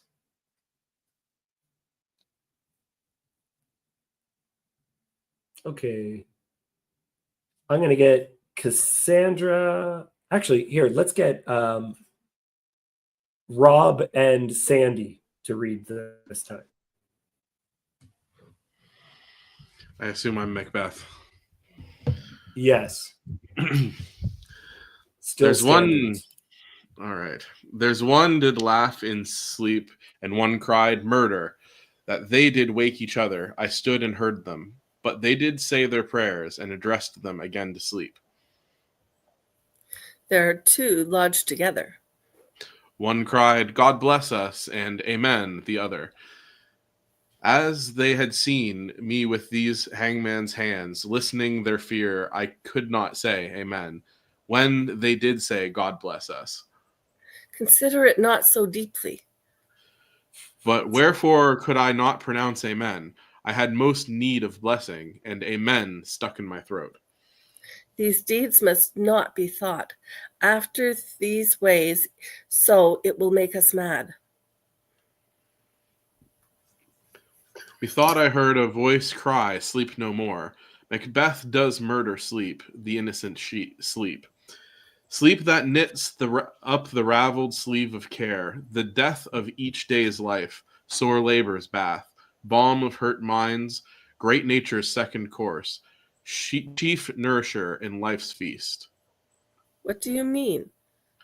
Still it cried, sleep no more, to all the house. Glamis hath murdered sleep, and therefore Cawdor shall sleep no more. Macbeth shall sleep no more. Let's pause a second here. Do you guys, okay, just because this play is never analyzed from a religious perspective, it's just kind of like far, far in the background. Do you see this within the context of the great chain of being and a Christian worldview, like a religious worldview that is deep in this play? These are they blame it on the two guards that Duncan has, who are asleep on the ground. They wake while he's about to do, like after he's done the murder, and one, because he's having a nightmare, the other one says a prayer for him, and he can't participate in prayer anymore. Well, to say amen to the prayer that the guard offers would be like, you cannot say, so let it be, when what you're actually saying, let it be, is complete opposite. Yeah. Like, you just can't. Or maybe you can, but you'd have to be. Macbeth still has a good heart. He cannot participate in two opposite things at once. He's really struggling. Yeah, there's a cognitive dissonance, right? That feeling he knows what he's doing is wrong.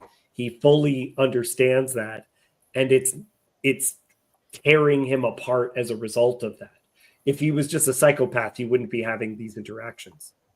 But he is now conveying what he heard them say, and now he knows he's never going to rest well. He has a guilty conscience. There is no longer any, like, there's no sleep that he will have.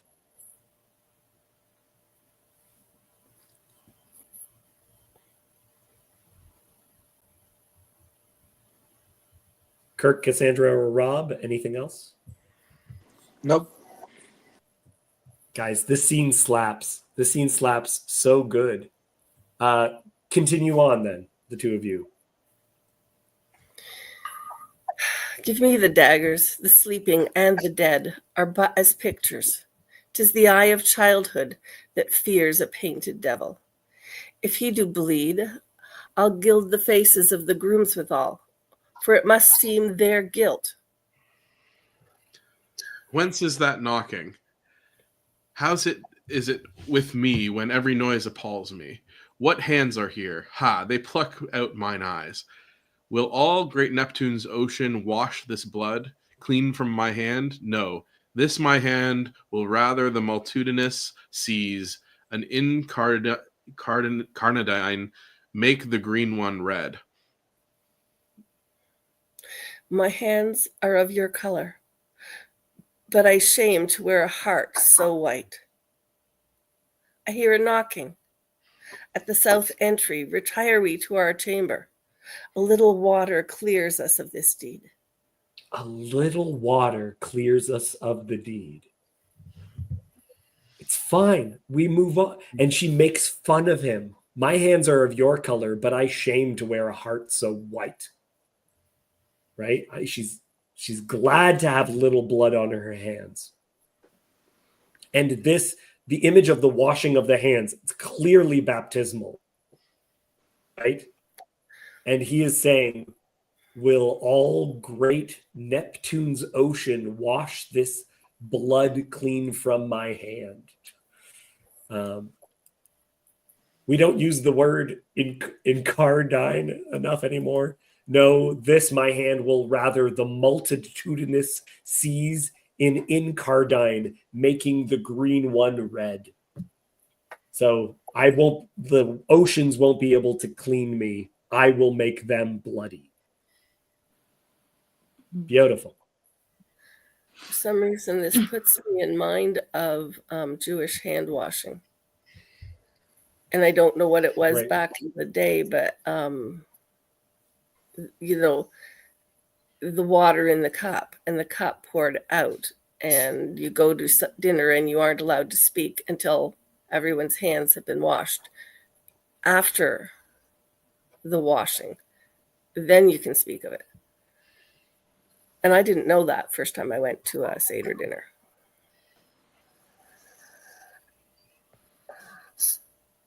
Yeah. That is going to come back because this is again the setup and payoff. She thinks this is harmless. She's bragging about getting blood on her hands, but when she is going crazy, she is obsessively washing her hands, right? She out damn spot, right? And think about it not as swearing when she says out damn spot. Like it's literally guilt and damnation is on her hands. It's not just swearing when she says it.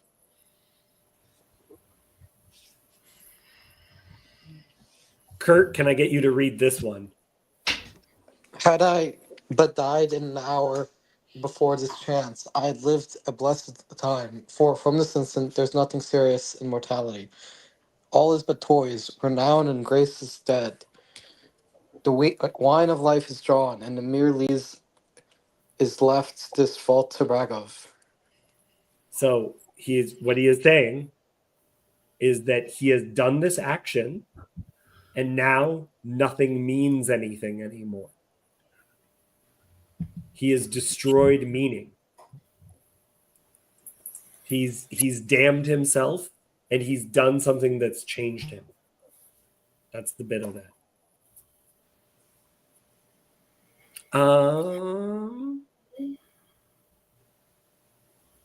Sandy and Rob, you read Macbeth's reply. It's so funny. So read Lennox, Cassandra. Oh, me? Yeah. Okay. Yeah. The night has been unruly where we lay. Our chimneys were blown down, and as they say, lamentings heard in the air. Strange screams of death, and prophesying with accents terrible, of dire combustion and confused events, new hatched to the woeful time. The obscure bird clamored the lifelong night. Some say the earth was feverous and did shake. 'Twas a rough night. So you can hear nature. There's some bird begins screaming in the night. Right? It's nature is like nature knows that something terrible has happened. That again points back to Genesis, like all the religious elements of it. When man falls, nature falls. Yeah. This is the bit that I was telling you before where they mentioned that the horses ate each other. 'Tis said they ate each other. They did so to the amazement of mine eyes.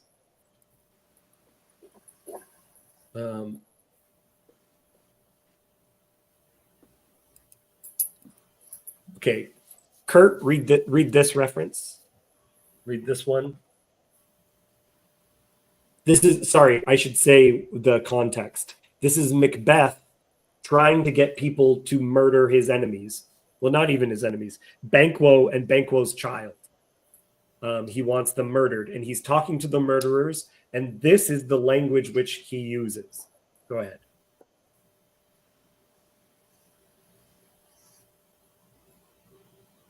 Kurt, I can't hear you. Can you hear me now? Yes. Yeah. So, sorry, I was reading something else. You want me to read? You don't. If you're doing other things, it's totally fine. It's okay. I can take a break from what I'm doing and just do it real quick. I'm sorry. Okay. I did Okay. so Yeah, and yeah, went yeah. further, which is now our point of second meeting. Do you find your patience so predominant in your nature that you can let this go? Are you so gospeled to pray for this good man and for his issue, whose heavy hand hath bowed you to the grave and begurs yours forever? Okay, look at that. Look at what he appeals to when he's asking these guys to become murderers. Are you so gospeled to pray for this man and for his issue? He throws at them that they've listened to the gospel too many times. That's his way of saying you're not bad enough. He sounds like Lady Macbeth. This is what she would have done. Well, this is the thing: is Lady Macbeth is surprised by this. She doesn't know he's going to do this. She's made him into this man, and now he's going to do it. Yeah. Young God says satanic. That's right. I mean, that's kind of the definition of Satanism, right? Actively saying that, like, actively identifying the holy or what's perceived to be the holy as the wrong, and the non-holy as the ideal. Fair is foul, and foul is fair. Yeah. I'm just going to read this line. It's such a great line. It will have blood, they say. Blood will have blood. Ooh, okay. He knows it's all over.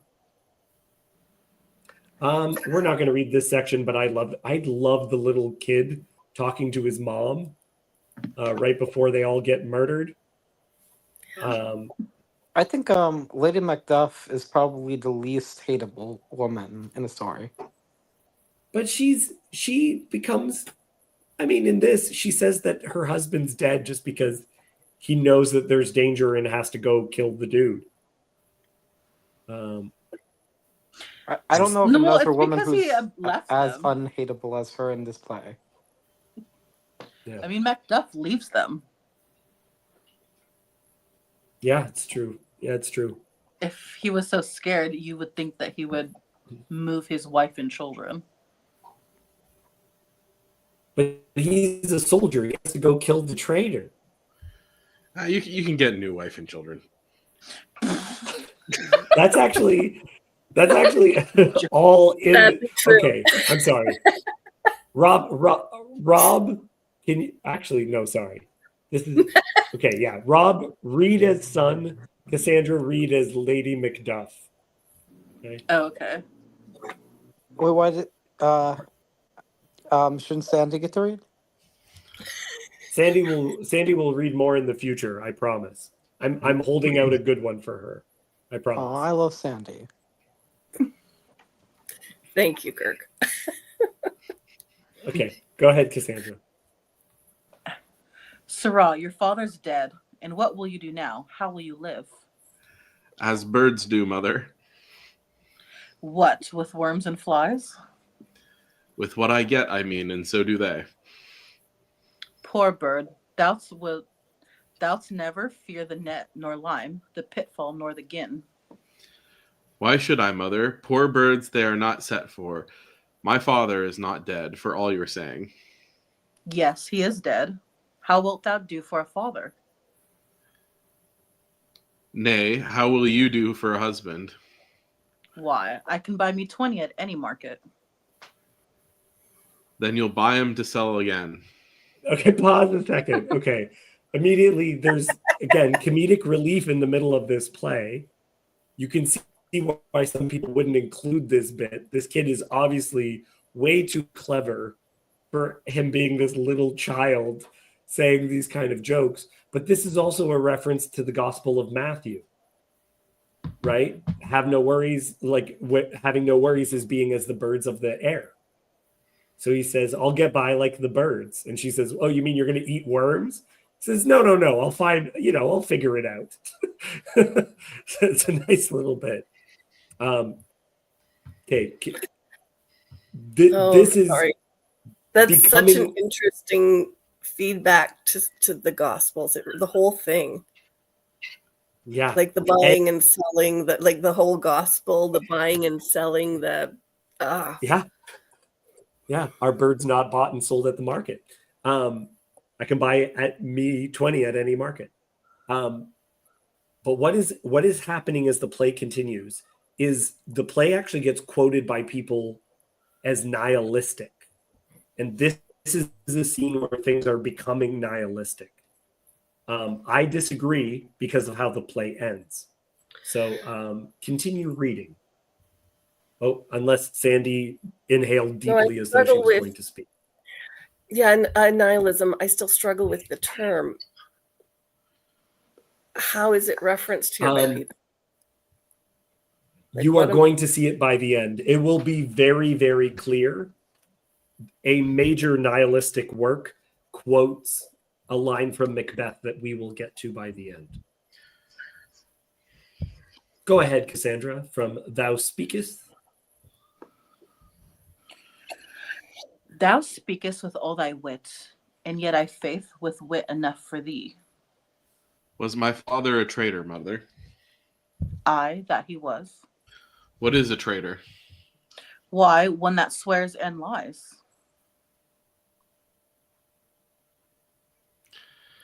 And be all traitors that do so. Every one that does so is a traitor, and must be hanged. And must they all be hanged that swear and lie? Every one. Who must hang them? Why, the honest men. Then the liars and swearers are fools, for there are liars and swearers, and now to beat the honest men and hang up them. Now God help thee, poor monkey, but how wilt thou do for a father?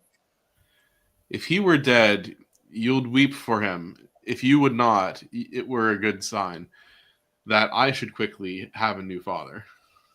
Poor prattler, how thou talkest. Okay, look at that. Look at how dark this is as an interaction. Then the liars and swearers are fools, for there are liars and swearers anon to beat the honest men and hang up them. Right? There's enough evil people. How could justice occur?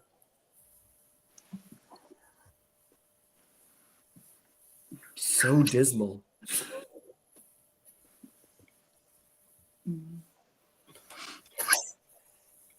But it's seen as funny.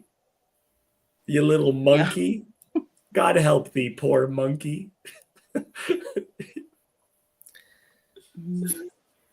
I don't know that it's completely seen as funny. It is, but at the same time, it kind of sparks of a little child shall lead them. And I find myself thinking of things that my own children have said to me from a very early age. and being shocked at how observant a child can be and how wise. Yeah. I believe it's like 2 lines from here is when the men all show up and slaughter everyone that's on stage. And I grabbed this line because it reminded me of the second half of that bit of the Gospel of Matthew. The good men's lives expire before the flowers in their caps. So you think of like a hat with a flower in it. The men die before even the flowers in their hats. Yeah, here's my favorite reference. All my pretty little chickens.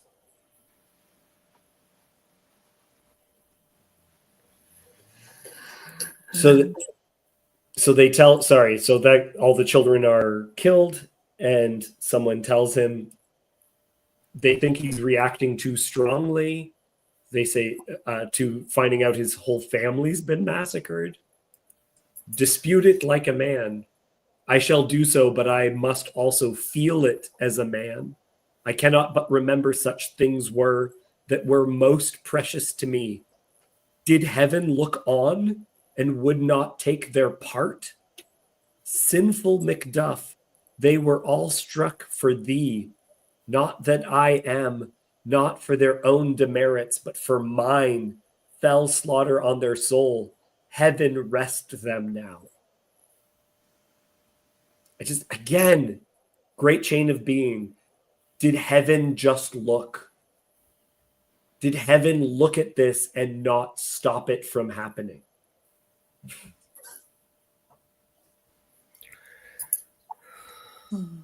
Yeah.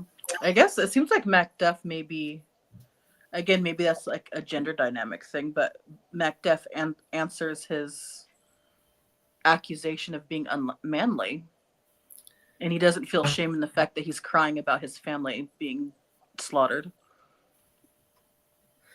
That's really good. A redemption of what the proper masculinity is. He's crying and says, I will feel it like a man, though. Beautiful. That scene is taking up the argument again of the church, whether or not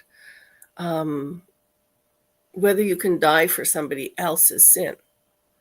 And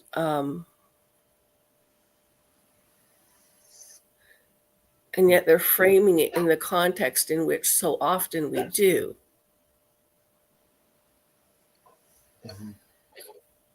But it speaks of the faith, but it throws the argument right in front of your eyes is, can somebody else die because of your sin? But from Genesis onward, like, it's the whole, how many generations is sin held for, like, and how many generations is, like, a good, like, is good held for, and Mm-hmm. And that whole argument of the church. You can take Jesus on the cross. He's been beaten. He's been scorned. He's gone through everything that you would see in any of the best of these plays. And then he died. At the time, people would be like, if your parents fell into debt, the children would have to pay for it, right? Like this, we can talk about it not being right, but you can't talk about it not being, because it is how it occurs. That's still true today. It's not just an idiosyncrasy of history. That absolutely. Still, like, we sell our children so often, even in places where we don't.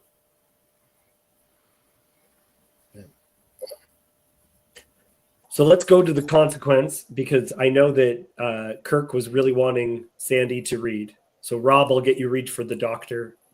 Sandy, you will read for Lady Macbeth. This is one of the most famous things said in this play, without a doubt.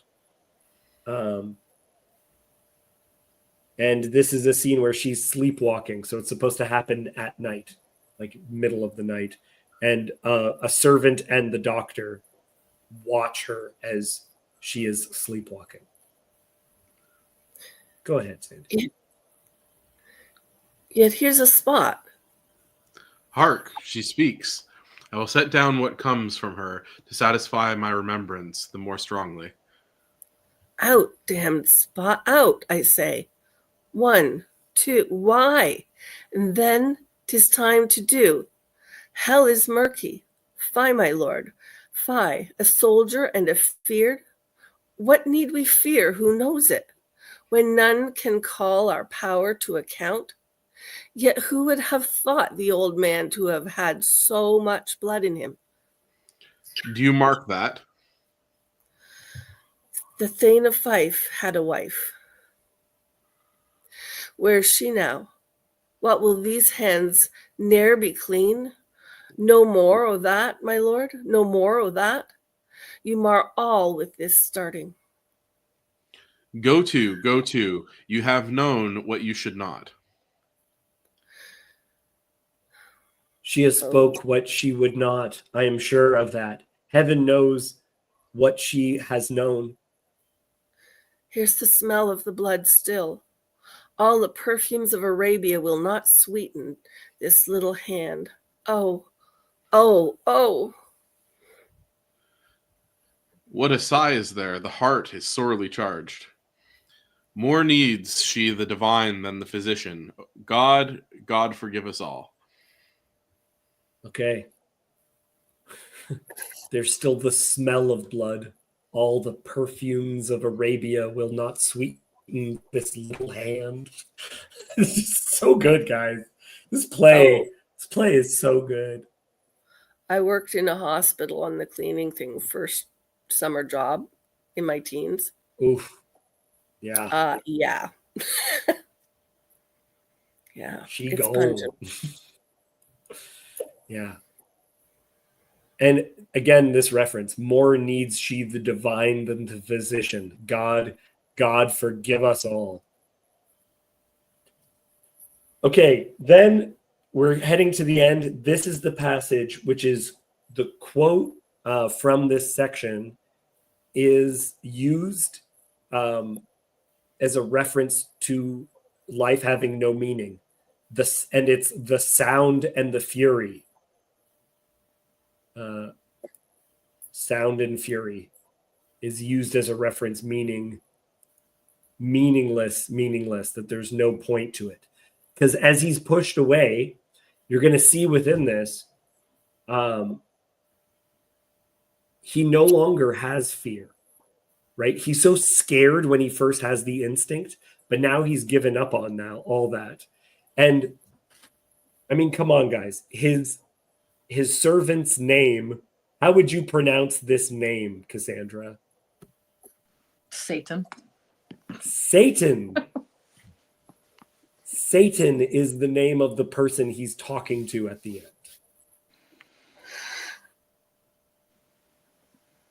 end. Cassandra, will you be Satan, please? And I'll do Macbeth here. Okay. I have almost forgot the taste of fears. The time has been my senses would have cooled to hear a night shriek, and my fell of hair would at a dismal treaty rouse and stir as life were in it. I have supped full with horrors. Direness, familiar to my slaughterous thoughts, cannot once start me. Wherefore was that cry? The queen, my lord, is dead. She should have died hereafter. There would have been a time for such a word. Tomorrow and tomorrow and tomorrow creeps in this petty pace from day to day to the last syllable of recorded time. And all our yesterdays have lighted fools the way to dusty death. Out, brief candle. life's but a walking shadow, a poor player that struts and frets his hour upon the stage and then is heard no more. It is a tale told by an idiot, full of sound and fury, signifying nothing. See what happened to him? There's no meaning anymore. Now there's nihilism. There is no meaning. There's no purpose. There is nothing left. And then it gets, I love this bit because I think it's so meta. What is life like? A poor actor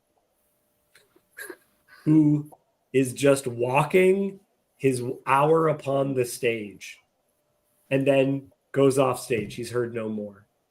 And the writing's bad. It is a tale told by an idiot, full of sound and fury, signifying nothing. Hey, Sandy, what happens if you have not love, according to Paul? If you have Sound not and loved, fury.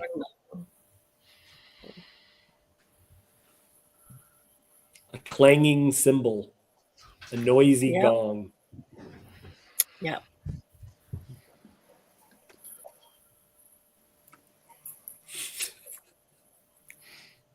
Did Shakespeare just M. Night Shyamalan? Yes, it does become meta. And then he dies and everything's all right. It's fine, guys. Guys, it's fine. Everything's fine. He dies.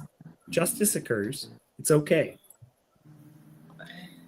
When he talks about it as life being a stage play too, it makes me think about the prophecy in general. Like, is that something he would have done, or did he only do this because of the prophecy? So it's almost like he was compelled to play out something that was outside of his own will. What's really going to bake your noodle later is, would you still have broken the vase if I hadn't have said anything?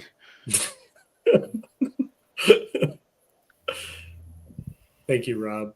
Thank you. So profound.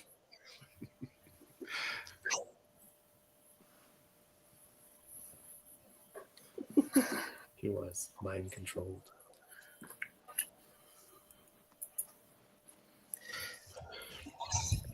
I don't want to beat the whole thing has a very, what shall it profit a man to gain the world if he forfeits his soul, right? That's the bent to the story. Yeah. He destroys everyone, and in the end, he destroys himself. All done.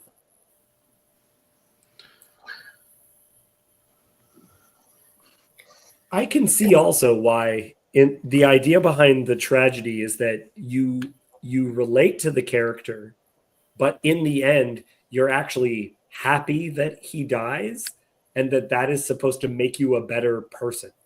There is, because Macbeth will, after this, be killed, there is an idea that the world, even though it seems unjust in a moment, and even though it looks like heaven looks on and does not intervene and just watches as the innocent are hurt and all this other stuff, that in the end, it actually is made right.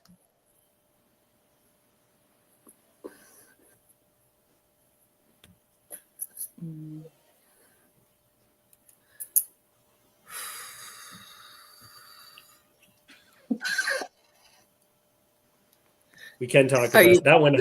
That one has cross-dressing outright.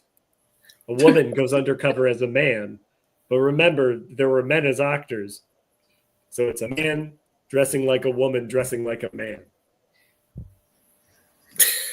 Happens in that Oh. I feel like it has some of that anti-Semitism that Jan God's looking for, though. Yes. Yanni is hungry for that anti-Semitism. Now, at the exact same time as The Merchant of Venice, there was a Marlowe play of a similar topic, but Shylock is much more of a character than the Jew in this other play. The other play is called The Jew of Malta. And it's again, like people in England was just like, ooh, so exotic.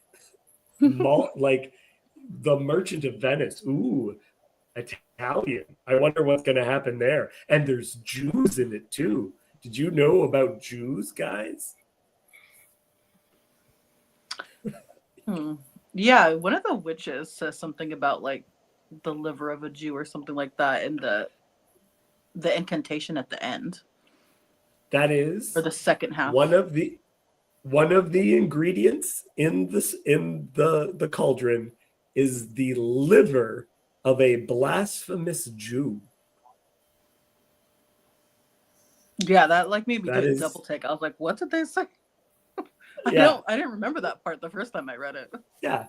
Liver of blaspheming Jew.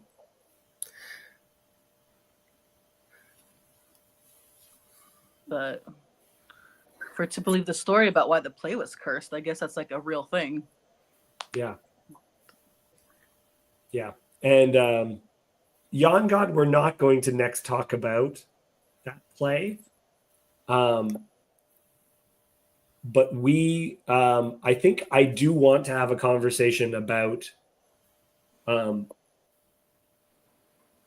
Norsemen and comparing Hamlet to the Norsemen, because I think I've given you guys like a framework for which you can now see through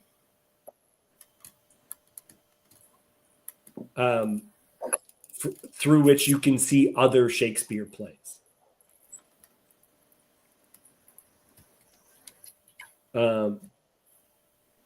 Somebody would like the link. I actually, okay, so I just dropped the link, but you know what? I think we're done. I don't think we have anything more to say. Yeah. And I don't know who this person is. Well, don't forget, so you have to screen them in the back room. Yes. Yes. Otherwise, things devilish will occur as well. Yes. Yeah, we were pretty thorough. But so now take this and put it into other things as well. Put it into Hamlet. Put it into these other ones where you can see the great chain of being and divine justice occurring within the plays. So all of this is happening around the time of the Reformation, which puts it in medieval times. And Yep. so on the one hand, you're pointing to the hierarchies, the chain of being, all those Yeah. things on the maps that you brought in at the beginning. And at that time also, is it not, I think it's in that era that a lot of the Jewish mystics were bringing out the Kabbalah and doing the exact same thing, but not on the world stage, you know. Right. And at the same time, a number of very brilliant people who probably unwillingly converted to the Christian faith were also writing great books and things. So there's this whole interweaving of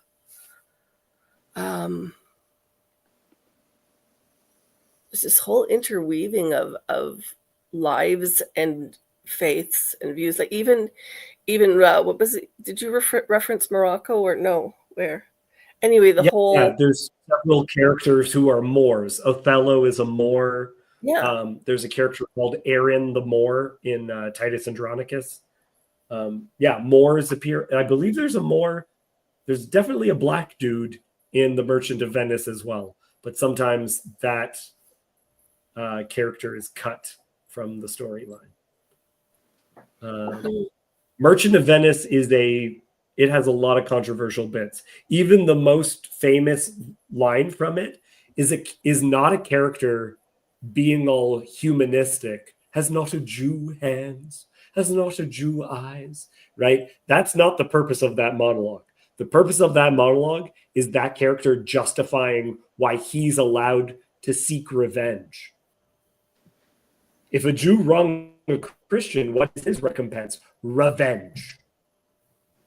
If I am like you in the former, I will be like you in the latter, right? Is all of that lineup of like, if you tickle us, do we not laugh?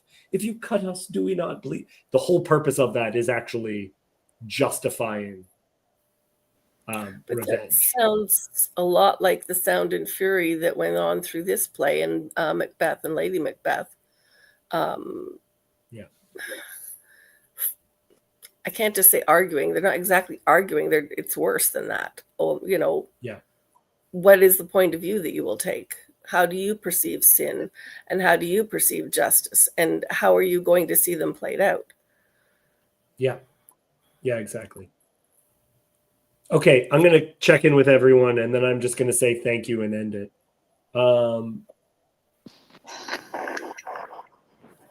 Sandy, your last thoughts.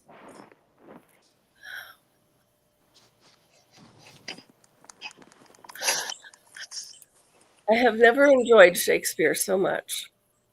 Oh, glad. Very glad.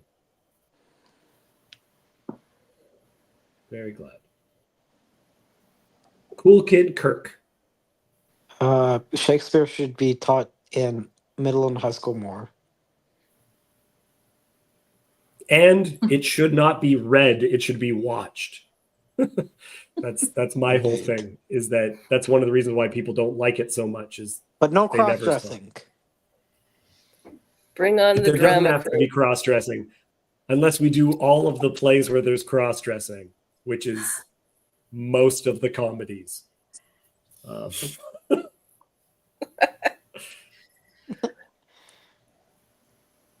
Robert Goody. Don't be a simp. I second that. Rob's thoughts are baby, it's fine. Baby, quiet, baby, it's fine. We're not talking about this Sandy? anymore. If you don't want to use words, Rob, I lost a recent partner, but he used to just look and go. That was it. Okay, Cassandra. No, it was a great talk. I'm glad that everybody was able to come out, participate, talk in the comments. It was fun. We need to do one for Dostoevsky one day. I haven't read Dostoevsky, but I might look at something if we do that in a couple months or. Oh my God. People have compared Macbeth to Raskolnikov because it's the same thing. He thinks I can just murder and we can all just move on, right? It So won't are we gonna do a utterly Dostoevsky destroy one? me. No. Do you have any idea how long that's going to take? I know, but come on. 4 years later. Yeah, maybe. Okay, maybe. I'm only. I mean, Trump got elected. Miracles can happen. To be thus is nothing, but to be safely thus. No Dostoevsky. Yeah. No, Oh, maybe God. the Brothers Karamazov. Federation channel. You know why I would do that? Because it's a deeply Christian novel, Kirk. Deeply Christian. Okay. I hope my friend Becky watches this and tells me why I'm wrong. I hope everyone who watches it and has enjoyed our conversation. Thanks you, everyone. Thank you for putting the effort into watching a play that's 400 years old. Great job, guys. Talk to you later. And we're still doing Bible study tomorrow. So if you're around, Bible study tomorrow. I won't be able to be here tomorrow, but I will be here next Bible study because next Bible study is Thanksgiving, right? Egg salad. Wonderful. We'll see you there. Goodbye. Bye.